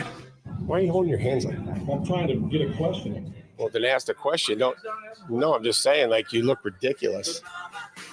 It is that time of the day, time for the Rex Rant with Joe Rexrode. You can check it out anytime at 7:45 each day of the week. Either the Rex Rant or the Rob Rant, or potentially one day again nicked off at some point. We'll see how that goes. Rexrode live from the beach today. Kokomo setting things up in the background. I'm liking the vibe here. Rexrode, the floor is yours. You seen those waves rolling in? Look at that, huh? I do. Yeah, well, luckily the loud landscaping 7 a.m. is over. So 7:15 grass cutting. That's a bold move. Like a couple feet from where people are probably sleeping, I would guess. But yeah, I don't know, man. Anyway, it's too nice here for me to complain about that. I'm gonna make a call here. Let's make this official, okay? It is over for the Cleveland Browns. It is over for Deshaun Watson. That is the worst trade in the history of the National Football League. I am calling it today. And helping me call it, let's listen to Kevin Stefanski yesterday as he's asked about Deshaun Watson after a horrific loss to the Washington Commanders to drop the Cleveland Browns to 1-4. Given the struggles of the offense, how do you think significant changes are needed? And is the quarterback change? Yeah, we're not changing quarterbacks. We need to play better. I need to coach better. And that's really what it is. Braves, baby. The Braves factor's coming in. He's already got his DNA all over there. The coaching and playing better. And here's the thing. It actually is possible. I could see this with the Haslams, with Jimmy Haslam. I think it is possible that Kevin Stefanski, the guy who makes that phrase famous, is actually the interim coach of the Cleveland Browns this year. And it's an absolute crime. And it's not because Vrabel. I mean, Vrabel will get another head coaching job in this league. But Kevin Stefanski, go back to last year when Watson gets hurt and they bring in Joe Flacco, who, by the way, looked all right yesterday for the Colts in yet another loss to Jacksonville in the Milky Pool. But look at last year. Just a guy who's a decent quarterback in that offense. And Baker Mayfield had success too before the year that cost him his job. And now Browns fans are watching him with a tear in their eye. Joe Flacco took that offense to the playoffs, and it was fine. This offense right now is at 3.8 yards per play. That is the worst in the NFL since the 2018 Bills. And for those who don't remember, the 2018 Bills were the rookie year of Josh Allen, were absolutely atrocious, as was he. That team beat Vrabel's Titans 13-12 in one of the worst games I've ever had to witness in person up in Buffalo or Rochester, wherever the heck their stadium is, at Buffalo. That's the worst since then. The Browns are close to the 1999 expansion Browns when they brought the new team in and called them the Cleveland Browns again. This is right. And then they draft Tim Couch. That team was 3.65 per play. 3.8 yards per play is so bad. It's just mind numbing. And watching this team, and then Watson isn't the only issue, but they are tied to Deshaun Watson and Kevin Stefanski. We're not changing quarterbacks. He's saying that because he can't. Yeah. He doesn't have the option of doing it. The Haslams are going to just take this all the way to the end and hope that this horrific trade works out still. Again, to remind you, okay, they sent him and a 6, Houston did, for Cleveland's 2022 first and fourth, 2023 first and third, 2024 first and fourth. The Houston Texans yesterday beat the Buffalo Bills in a thriller of a game, and they have a young quarterback who is on his way to greatness, and they have a chance to do big things this year. The Washington Commanders, who lit up the Browns yesterday, have a young, exciting quarterback who I think is not only rookie of the year, but I think he could be an MVP candidate.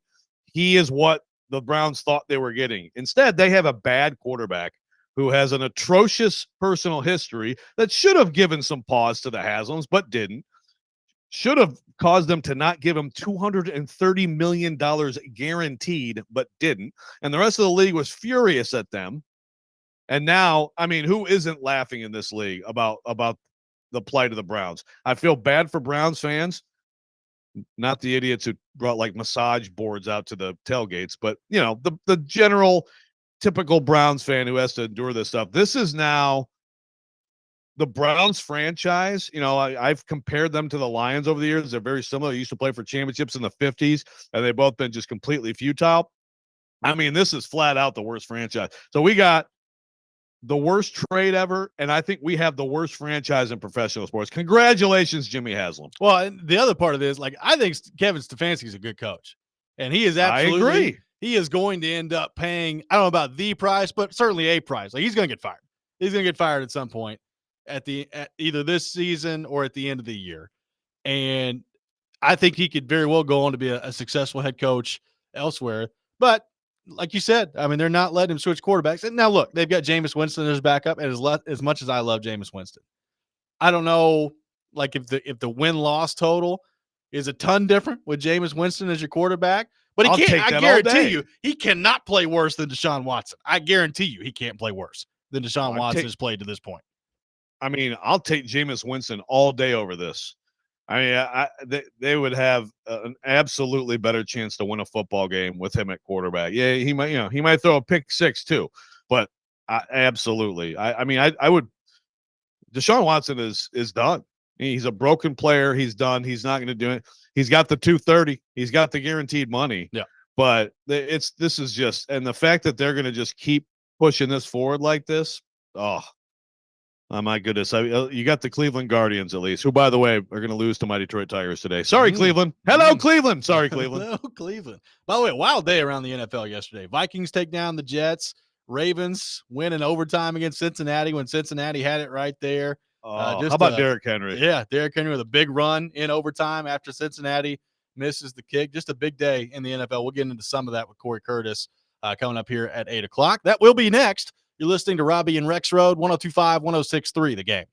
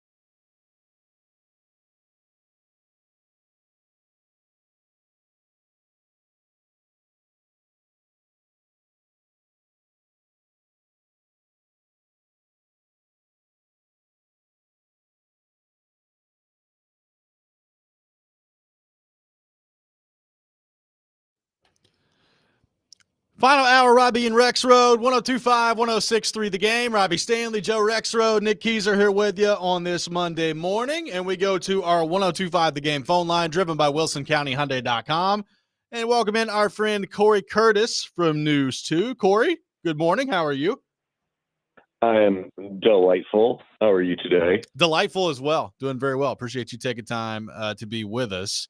Corey, did you ever in your life think you would see something like we saw Saturday night in this city with Vanderbilt taking down Alabama, the #1 team in the country? What'd you make of that? No, I didn't. I mean, because, yes, Vanderbilt's won some games over some teams over the years, Auburn, Georgia. When was the last time they beat Alabama? 23 years ago? I believe 84, yep. Yeah, but how about 40? 40, yeah, okay. But I mean, this was the #1 team in the country. They had just knocked off Georgia. And it wasn't like, a Titans loss in the playoffs when they were the top seed and they turned it over 16 times to lose the game. Alabama couldn't stop them. And that was what had my jaw on the ground. I'm watching that game in the fourth quarter and I'm like, Vanderbilt's going to win because Alabama cannot stop them. And they couldn't stop them. Ultimately, they needed the football back, and they couldn't do it. And, the kid at quarterback, Diego deserves a ton of credit. But, I don't know if we've talked about their offensive line and the job they did in this football game. Yeah. No question. No, I mean it was remarkable because, like you said, Corey, yes, you get the tipped pass early in the game for a pick six, and now all of a sudden you're up 2 scores. So that's a big thing, no doubt. That's the one break you got. I mean, sure. Kept making plays. No, I absolutely agree. Here's this is a question that comes to mind because I know Corey's a big NFL guy. By the way, your Bears aren't looking too bad. This game to me, guys, for me is why I still love college football more than the NFL. As much as I love the NFL, like just the creativity in the NFL has gotten a lot more creative and fun to watch with its schemes, right? Like, I mean, the NFL taking a lot of college stuff has made the NFL more fun to me, but like you just still don't see teams do stuff like Vanderbilt does in the NFL, right? Or stuff that Navy does in the NFL. And in this instance, and maybe for this whole season, it's a talent equalizer, right? Even though Vanderbilt has very good players too. Pavia is a great player, but I'd love your reaction to that, Corey. Just the creativity and the uniqueness still of the college game that the NFL still doesn't do. Well, like you said, it's the talent equalizer, right? So you have to do it in college because in the NFL, ideally everyone's got the same talent. And if you don't, then your GM gets fired. In college, I mean, we all know that the deck isn't stacked the same in college. It's not. And so when your deck is going to be a little bit shorter, you got to find a way to maximize it. And, people do that with things like scheme and development, developing players. And, it can be interesting to see, when teams have no answer.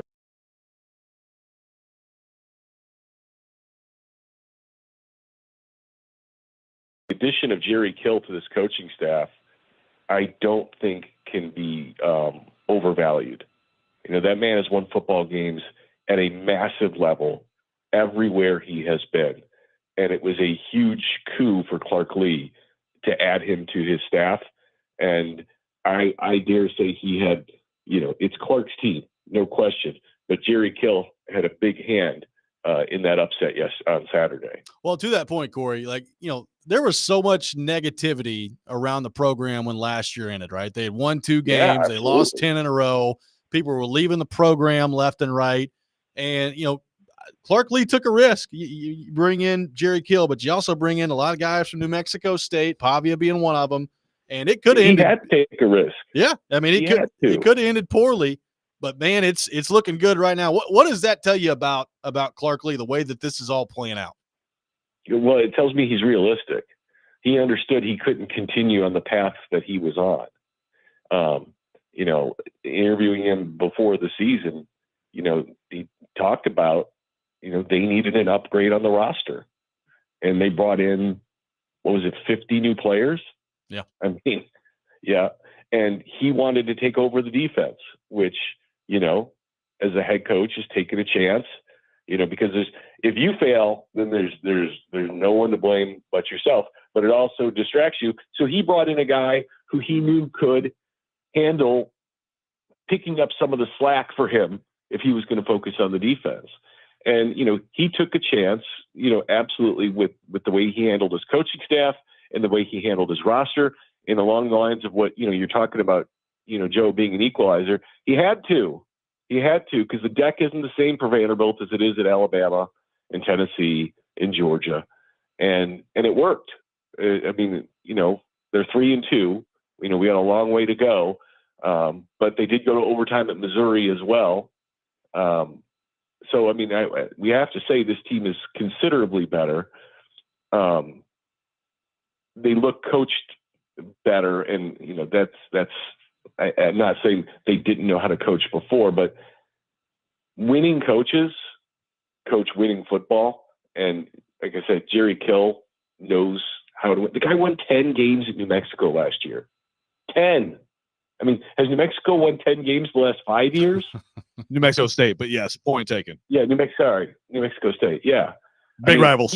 Jerry Kill was the coach at Southern Illinois. That was my alma mater. And he came there from Pittsburgh State, where he was like 38-2 or something ridiculous. And we had been awful forever. And within like 3 years, we're like in top 5 in the country. And he's the one who built that Northern Illinois team that went to the Orange Bowl. They went the year after he left for Minnesota, but he built that thing. And so he knows how to win. And Clark knows how to win. Clark won at Notre Dame. Clark was revered at Notre Dame. And you got the two of them together, and it's working. And it's fun to see. And, guys, we have talked about Vanderbilt for a long time. And the one thing I've always felt bad for is the players, because I've always felt like they were sacrificial lambs for the university. And for them to not be, and to have this day is special for them, and I'm happy for them. Well, that's where I wanted to take it next, Corey, because we were talking a little bit about this earlier, but this is a proof of concept game. But the reality at Vanderbilt is they have a chancellor who it believes in athletics, and it has changed the way the administration of Vanderbilt looks at athletics. They have an AD who, if you talk to any coach over there, they have a great relationship with Candace Lee, and an AD who got out there with the donors and changed the resources situation for Vanderbilt football to have a chance. They have facilities going in. They're not going to be an embarrassment. It's right now it's crazy construction, but it's going to be really cool over there. There's been a lot of things that have actually been in place, and you just haven't seen the evidence on the football side of any sort of payoff. And I don't know that this is a payoff of that. I think it's mostly what we've been talking about, going out and making these bold moves and getting Jerry Kill and Tim Beck and Diego Pavia and all that. But considering all I just said, Corey, do you feel like it's possible, even in this brutal SEC and the way things are going moving forward, that Vanderbilt can get to a different level and be a respectable program? Winning doesn't happen by accident. Winning happens when people decide to win. All right.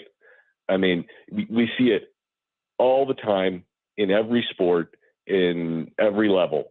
Winning is a decision. Okay. And if Vanderbilt's making the decision to win, they can certainly become much, much more competitive. I don't know if you heard Clark Lee in the postgame talking about Candace Story Lee. He broke down in tears talking about her and what she has meant to him and to the program. We always say bad stuff rolls downhill. Well, good stuff does too. You don't win generally without stuff being pretty good at the top. And so you have to make the decision that winning is important and competing is important. And if Vanderbilt is going to make that decision, then they will win more and they will be competitive. Now, it's not all money. as we know, I mean, has anybody spent more money than Texas A&M over the years? And they Probably don't not. they don't have the results that they always want. Although I think they've got the right coach now, and they're winning some games. But it does take money, but it also takes the commitment. It's something that Clark talked about to allow him to do the things he needed to do to be more competitive. I mean, like I said, they brought in 50 new players. I don't know if Vanderbilt would have been on board with something like that a couple of years ago. So, like you said, the facilities are changing. We'll see if they can continue down this path, because they continued down a path a little while for James Franklin and then it went away. But if they can continue down this path, then certainly, I mean, look, there are plenty of academic institutions, Michigan, Stanford, Notre Dame, Duke, that compete at a high level in sports. So there's no reason Vanderbilt can't if they want to. Corey, last thing for you here. My favorite streak in the National Football League continued yesterday. Indy has not won in Jacksonville since 2014 down at that Milky Pool. How about those Jags yesterday? What a win. That was a can't lose game, because either the Jags were going to be 0-5 and the only winless team in the league, and we were going to be able to do that laugh about that, or the Colts were going to continue to go winless against what's been the worst team in the league for the last 20 years at their field, in which they did. They pulled it off. Now, the Jags tried to give it away. They did. To a 14-point lead in 3 minutes, which is hard to do, but they did it. It's hard to leave a man uncovered from 65 yards out with a 7-point lead, but they did it. So congratulations to them for trying to give it away. Seriously, we ride Trevor Lawrence pretty hard, because we always say, if the game's on the line with 2 minutes to go, are you afraid with Trevor Lawrence with the football? And the answer is no. He got it done yesterday. He played well yesterday. He was great yesterday. 300 yards. Yep, he played well yesterday. So he deserves credit for stepping up his game. And we'll see if he can continue down that path. He needs to. I mean, look, he's the first pick of the draft. He makes $1 gajillion. They named the stadium after you. You have to step up your game. Yep. It's not a choice. You don't get to point at anybody else. You're the guy. If you don't want to be the guy, say, don't name the stadium after me. That's okay. Right. So he stepped up his game yesterday, and they won. And the Colts and their fans get the heartbreak again of losing, and we get to see them next week. And so that'll be interesting to see who we see at quarterback. Yep, going to be a big game for the Titans coming up on Sunday. Corey, thank you so much. Appreciate you taking time to be with us, and we will talk to you next week. All right. Thanks, guys. You have a good weekend. Joe, enjoy the beach. Thanks, buddy. The waves No are flowing behind me. It's beautiful. It is. All right. Hey, that fin that's coming out of the water might not be a dolphin, just so you know. It may not. Keep your eyes peeled. Head on the swivel. Hopefully my gout will keep them away. Thank you, Corey. Corey Curtis from News 2. All right, guys, we'll take your thoughts on what Corey had to say. More on Vanderbilt's takedown of Alabama coming up next. Robby and Rexrode, 102.5, 106.3 The Game.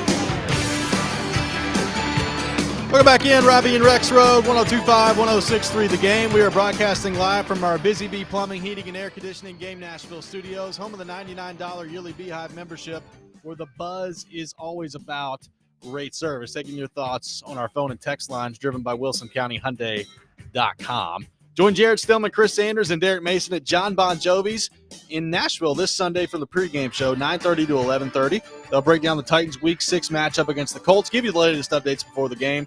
Pregame show presented by Parman Tractor and Equipment, Sundeck Nashville, Sloan's Motorcycle ATV, and award-winning Blue Note Juke Joint and Blue Note Crossroads Bourbon. Joe Rexrode live from the beach. YouTube chat continuing to enjoy that. Yeah, I've been in there in a while. Last time I looked at the YouTube chat, it was two people screaming at each other about Rand Carthon against John Robinson. We do get some of that on the YouTube chat as well. Vanderbilt takes down Alabama 40-35 on Saturday. We've talked a lot about that game, a lot about the Vanderbilt fan perspective of that today.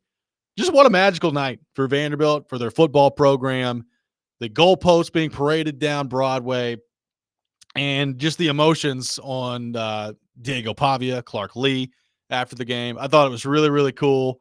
You know, the offense in particular in that game, I think, showed you how fun it could be. And we talked about that even before the game, right? Like they had done some things against Virginia Tech and, even in games that they lost, like Georgia State and Missouri, where the offense was fun to watch and is going to keep you in some of these games. It's just a very difficult offense to prepare for. And right now they got a quarterback executing it at a really high level in Diego Pavia, who I think had like his entire family at the game was pretty interesting to watch. A lot of videos of his brothers going out there too, which is, shirtless in a cowboy hat, were pretty electric from the Pavia family on Saturday night, Joe.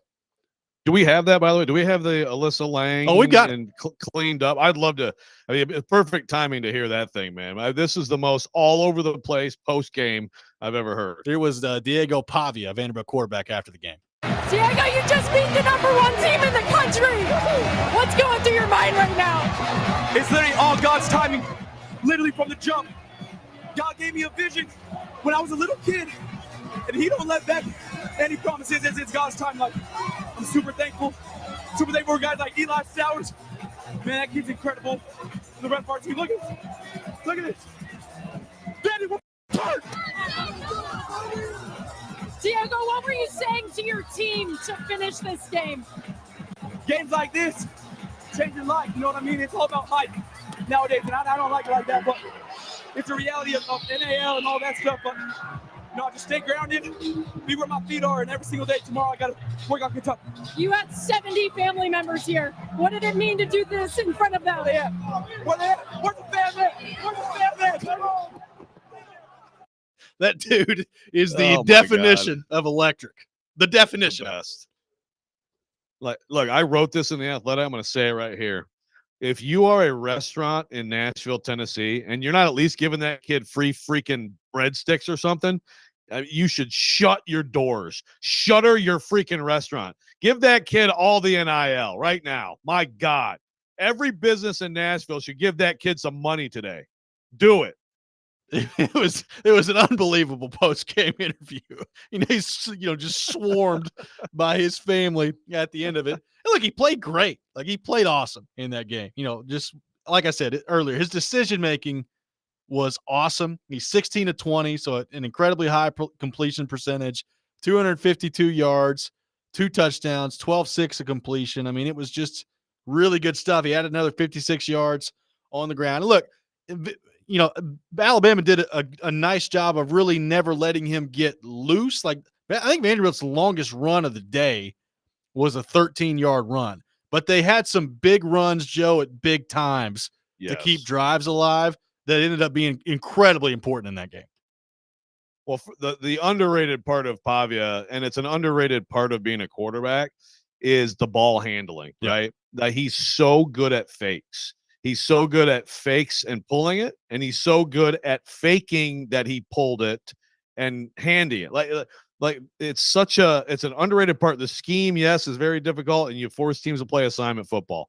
But he's magical with that. And there were some runs late in the game when they're trying to hold on, where it's Newberry or it's Alexander, and there's a seam because they're just too worried about Pavia, you know? And then again, when you mix in some of the, some of the pulling stuff that they're doing and the counter stuff, and then you sneak the tight end out on that touchdown. Such a brilliant play. Those shovel passes out of the speed option. You got the speed option, you go left, boom, you shovel it back to Stowers. I mean, one of those, it was like there was an offender there and he somehow got it through him, and then it's like a 36-yard gain or whatever. Yeah. Stowers is another guy, by the way, from New Mexico State. I mean, there's a bunch of players and coaches beyond Pavia, Kill, and Beck. And Stowers, actually on our show, Robby, Clark Lee, before the season, we asked, give us some guys who were going to, and he immediately said Stowers' name first. The guy's a pro. Yeah. So it's not just scheme and Pavia. I mean, there's other good players, but it is magical, what they do and how he executes it. And another thing about him, Jerry Kill, talking to him a few weeks ago about Pavia, he'll drive you crazy. This is what Jerry Kill, to paraphrase, said, like, he'll drive you crazy sometimes. He'll throw a bad pick. I mean, like he does, he goes YOLO sometimes. He takes some risks but I don't see that really. No. And to me, he's in total command now as a senior in his last year of college football, and he's kind of wiped that stuff out, and he's just making good, smart plays all over the field. I can't wait to watch the rest of this season for this team, because I just think they're going to give people fits all year. Let's go back to our 102.5 The Game phone line, driven by WilsonCountyHyundai.com. Welcome in Neil. Neil, good morning. Thanks for calling in. Hey, guys. How are y'all doing? Doing great, Neil. I love you guys, man. Y'all do an amazing job. You and Jared, man. Y'all are my go-to. Thank you. I'm a huge Vols fan, so Saturday was bittersweet.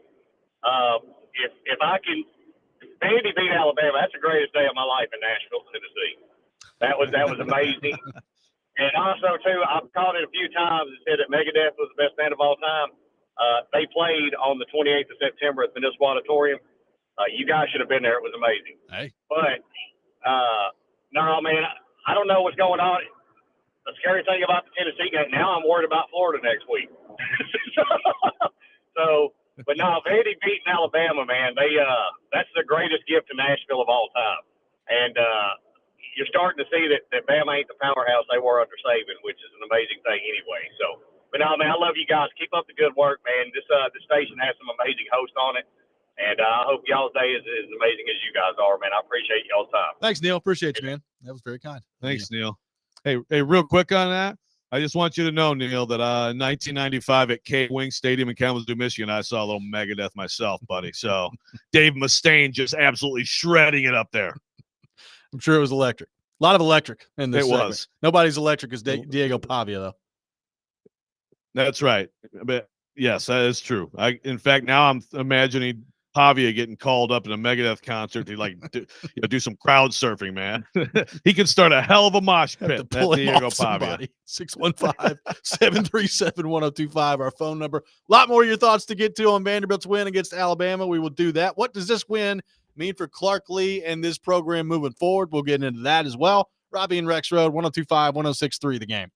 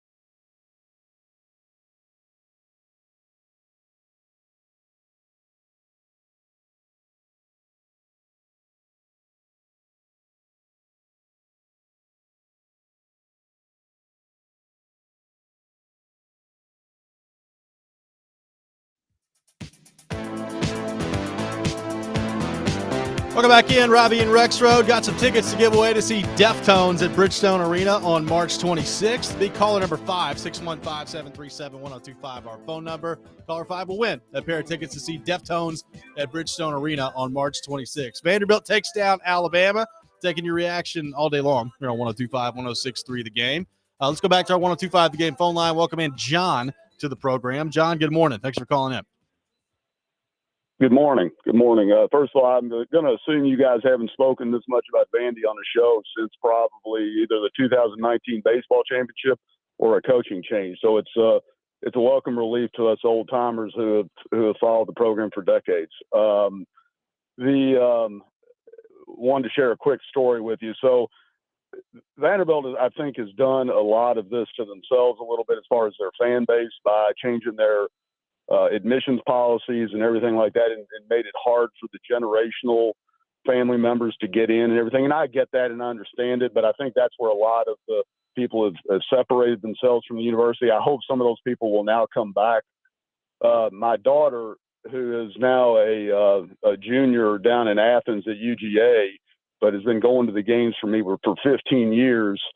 Her mom and I were sitting there watching the end of this game. Her mom is essentially saying a little prayer, hoping they hold on. Meantime, I am FaceTiming my daughter so she can enjoy the moment with us. And she had 15 people in her apartment with her roommates, people down there for their homecoming and parents weekend, and they are all have huge smiles on their faces. And she told me after the game that UGA was playing the Vanderbilt touchdowns on their scoreboard and the place was erupting between the hedges.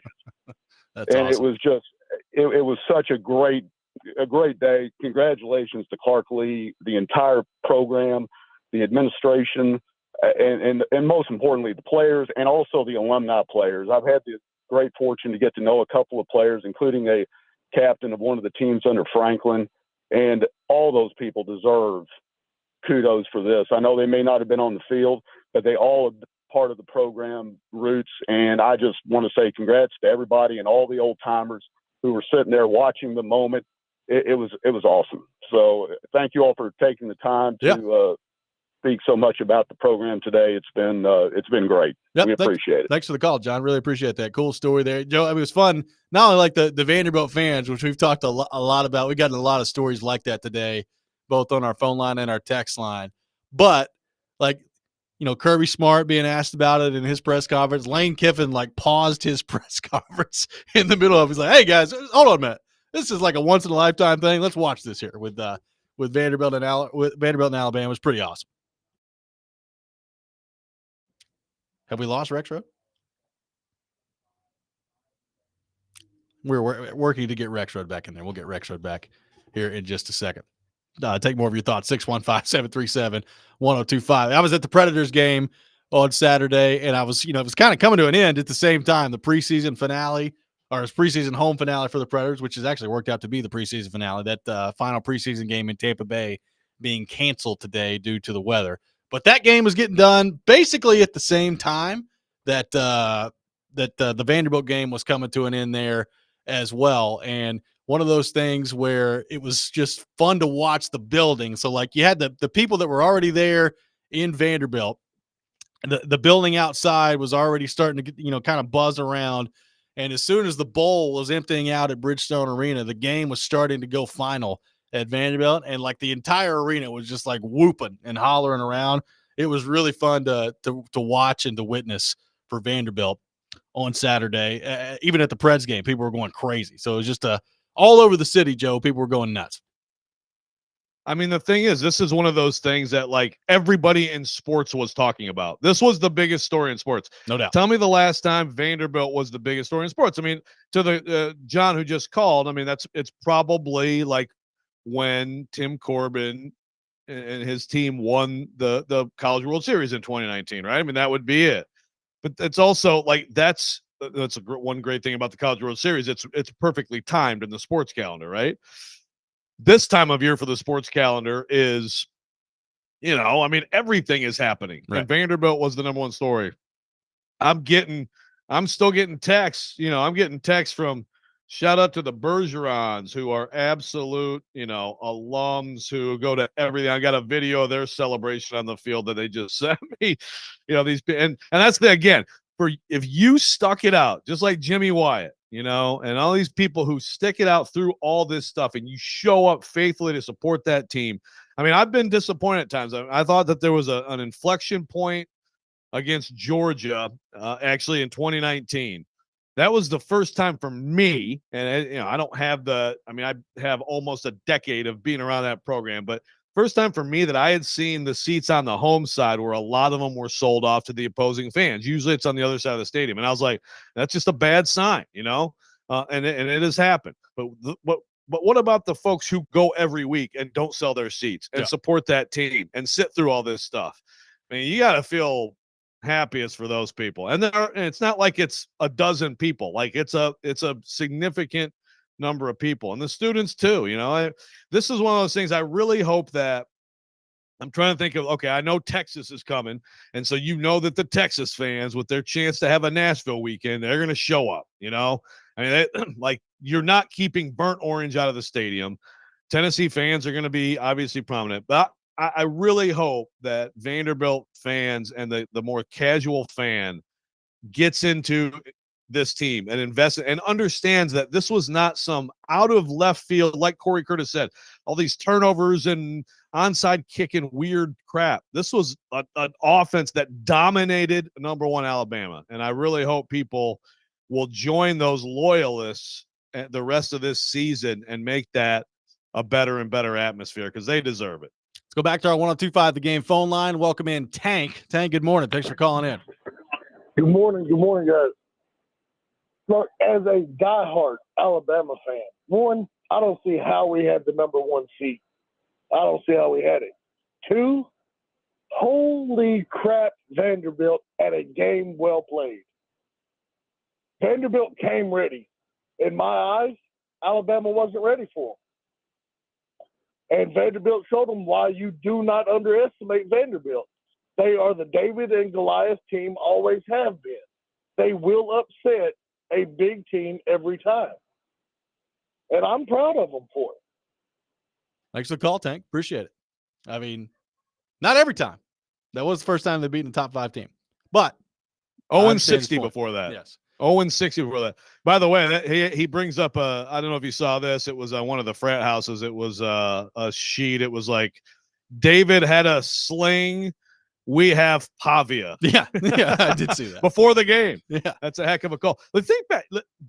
So I just basically ignored this stuff last week, because we played Pavia last week, and he was actually quoting Fontenette saying, if you're down right now, you ain't bleep, right? Yeah. But like there were like CJ Taylor, there were some comments last week from Vanderbilt players like, well, these people are gonna, people are gonna be surprised, but we're not gonna be surprised. I was like, oh, don't do it. It was like the Alabama, you're next. A Big Joe got in the end zone back in 2017 before I had to play real SEC game. Ball. Yeah. But they also, so actually, I think this was on Vol Twitter first. They had in practice in the stadium, they had on the scoreboard like stats and stuff that was like a win over Alabama. Yeah. It was like, let's envision this. And here's even the scoreboard says we're ahead, and here's the numbers and stuff like that. And of course, people went nuts, like, oh my God, Vanderbilt, making fun of them. Hey man, they were confident going in. Like there was confidence going in. They had just gone to Missouri and taken them. I still will not understand. From what I've seen of Vanderbilt this season, I will not be able to understand Georgia State. No. Other than this is college football, right? But like this, again, like it's not a fluke. This is, this is a legitimate, really difficult offense to play with a great college football player in Diego Pavia at the controls. And we continue to get asked about this on the text line. We talked about it a little bit earlier, but Alabama player Malachi Moore at the end of the game, losing his mind and kicking the football and throwing his mouthpiece and getting all over his teammates, was not a great look for him. What did you make of what happened at the end of the game with Malachi Moore? Yeah, it was. I mean, lost control. I mean, it's not okay. I mean, I don't know what the consequence will be, but it was like I said this earlier. On the one hand, like I guess if I'm an Alabama coach, I'm like, I would rather, even that's too far. He went way too far, but I'd still rather see that than someone like laughing and joking after that loss. You know what I mean? Yeah. I want people to be upset about losing. He lost control. So it was a little too much, but we also, in the wake of these, there's so much emotion, and let's keep in mind, these are still 18 to 22-year-old. I guess in today's college football, it's 18 to 25-year-olds. Yes. Michigan's seventh-year senior quarterback in their loss to Washington, Jack Tuttle, I think he's 25 years old. But whatever. They're young people. They lose control of their emotions sometimes. Personally, Robbie, as an older, mature gentleman with a long fuse, I don't know what that's like, okay? But I remember being a younger man and it happening. So you got to have some grace, right? As JT pointed out on the text line, we mentioned all the, being the number one story in sports. Got a nice little shout out from Nate Bargatze on Saturday Night Live as well. Thank you for mentioning that. Oh my gosh. So we were watching that, and we were kind of like talking over. So I totally missed it. We were watching the SNL, but I totally missed it when he said it. But then I see it on Twitter, and I go back. I'm like, oh yeah, he did. He said Vanderbilt beat Alabama. Yeah. So awesome, man. It was cool. That's so awesome. 615-737-1025. He's awesome. Our phone number. Yes, he's very, very good. More your final thoughts on Vanderbilt taking down Alabama coming up next. I'll revisit quickly Tennessee losing to Arkansas as well. All that coming up. Robby and Rexrode, 102.5, 106.3 The Game.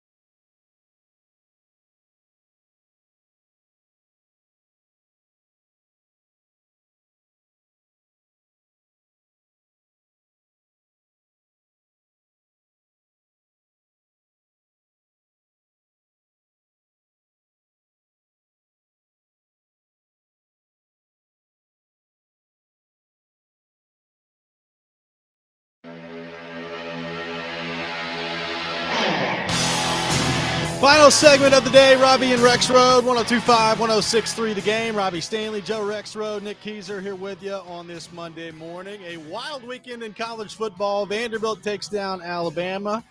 Got a lot of cool reaction to that throughout the show here today. We'll take that all day long here on 102.5, 106.3 The Game. Joe, I do want to get back into Tennessee real quickly before our final thoughts on Vanderbilt taking down Alabama. I thought it was a disgusting showing from the Vols on Saturday. I thought it was an embarrassing performance from Josh Heupel and his staff. I thought the play calling was not good for them on Saturday.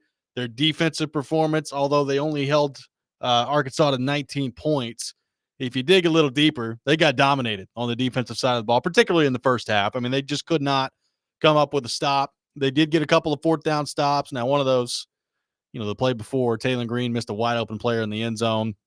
They had a ball that was thrown a little bit too low, or the receiver caught the ball with his knee on the ground 1 yard before. So they were aided by Arkansas a little bit in the first half in terms of the 3-0 deficit that they were facing.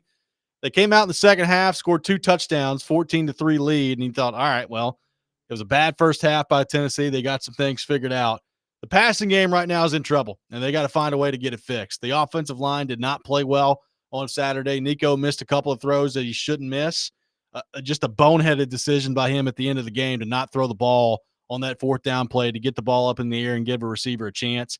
I don't know why that continues to be an issue for Tennessee quarterbacks, but apparently it does. So they got to get that part figured out.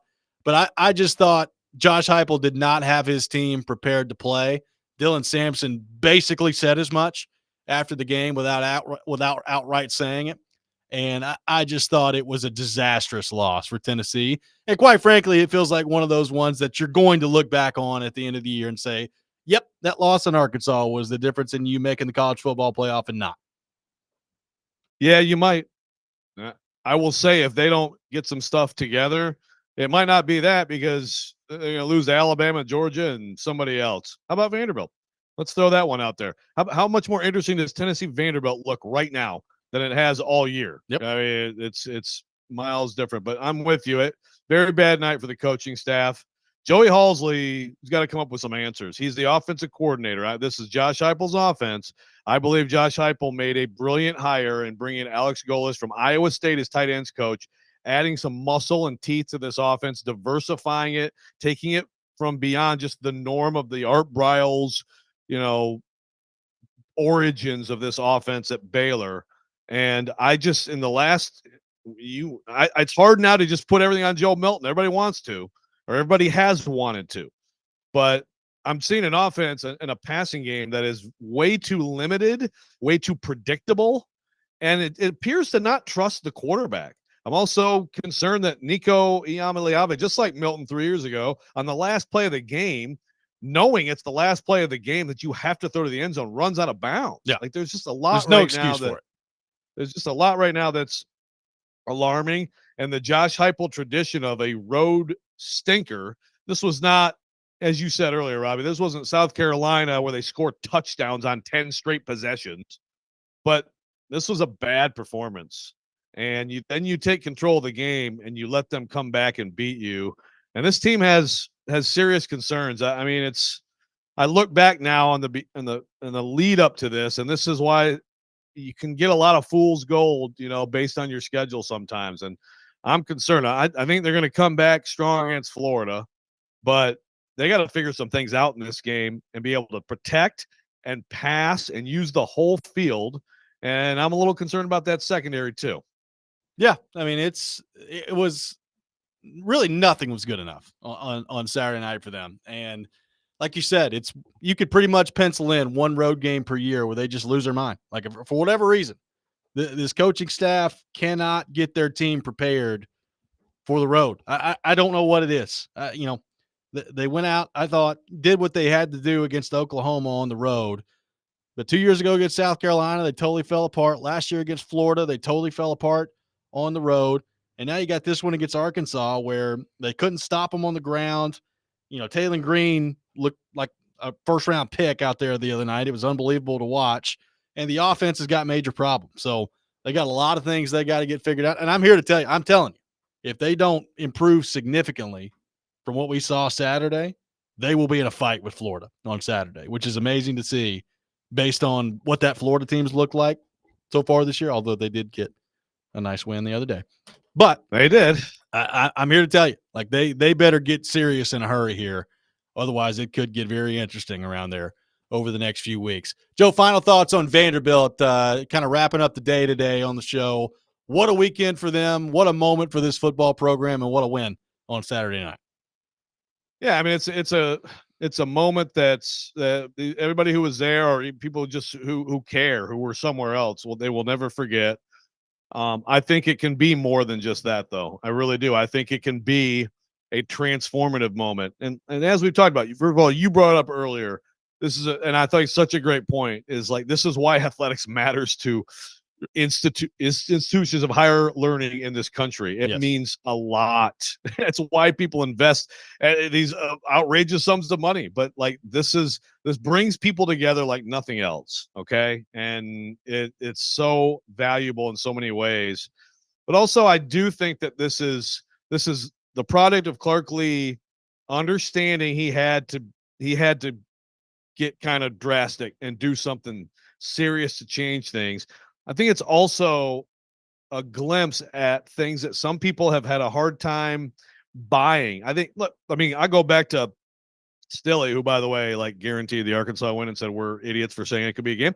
But I remember I had an argument with him. It's like, well, until I see the shovels in the ground, I don't believe it from Vanderbilt. I don't believe it. And the thing is, he wasn't alone in that, right? A lot of people have that, and I get it. I do.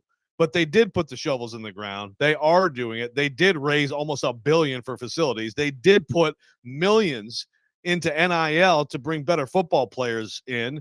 And they are investing like you need to invest to win. And they are on the same page with that administration, Diermeyer, Candace, Clark, and then of course the other coaches too. Like, there's really good things happening over there. And I think this could be like the light of the match to the kerosene. Joe, great stuff today. Enjoy the beach the next few days. We'll have Kuharski with us on the program the next few days. You'll be back on Friday. I will. And by then I may be filled with salt water in my gills and I may have a little gout flare up, but by golly, we'll have fun stories to tell. There's no doubt about that. Happy birthday, Deborah Stanley. It is your birthday today to my mother, so happy birthday. Hope everybody has a great rest of their day. We'll have you covered all day long here today on 102.5, 106.3 The Game, on Vanderbilt's big win against Alabama. Chasing Big Joe up next. You're listening to 102.5, 106.3 The Game.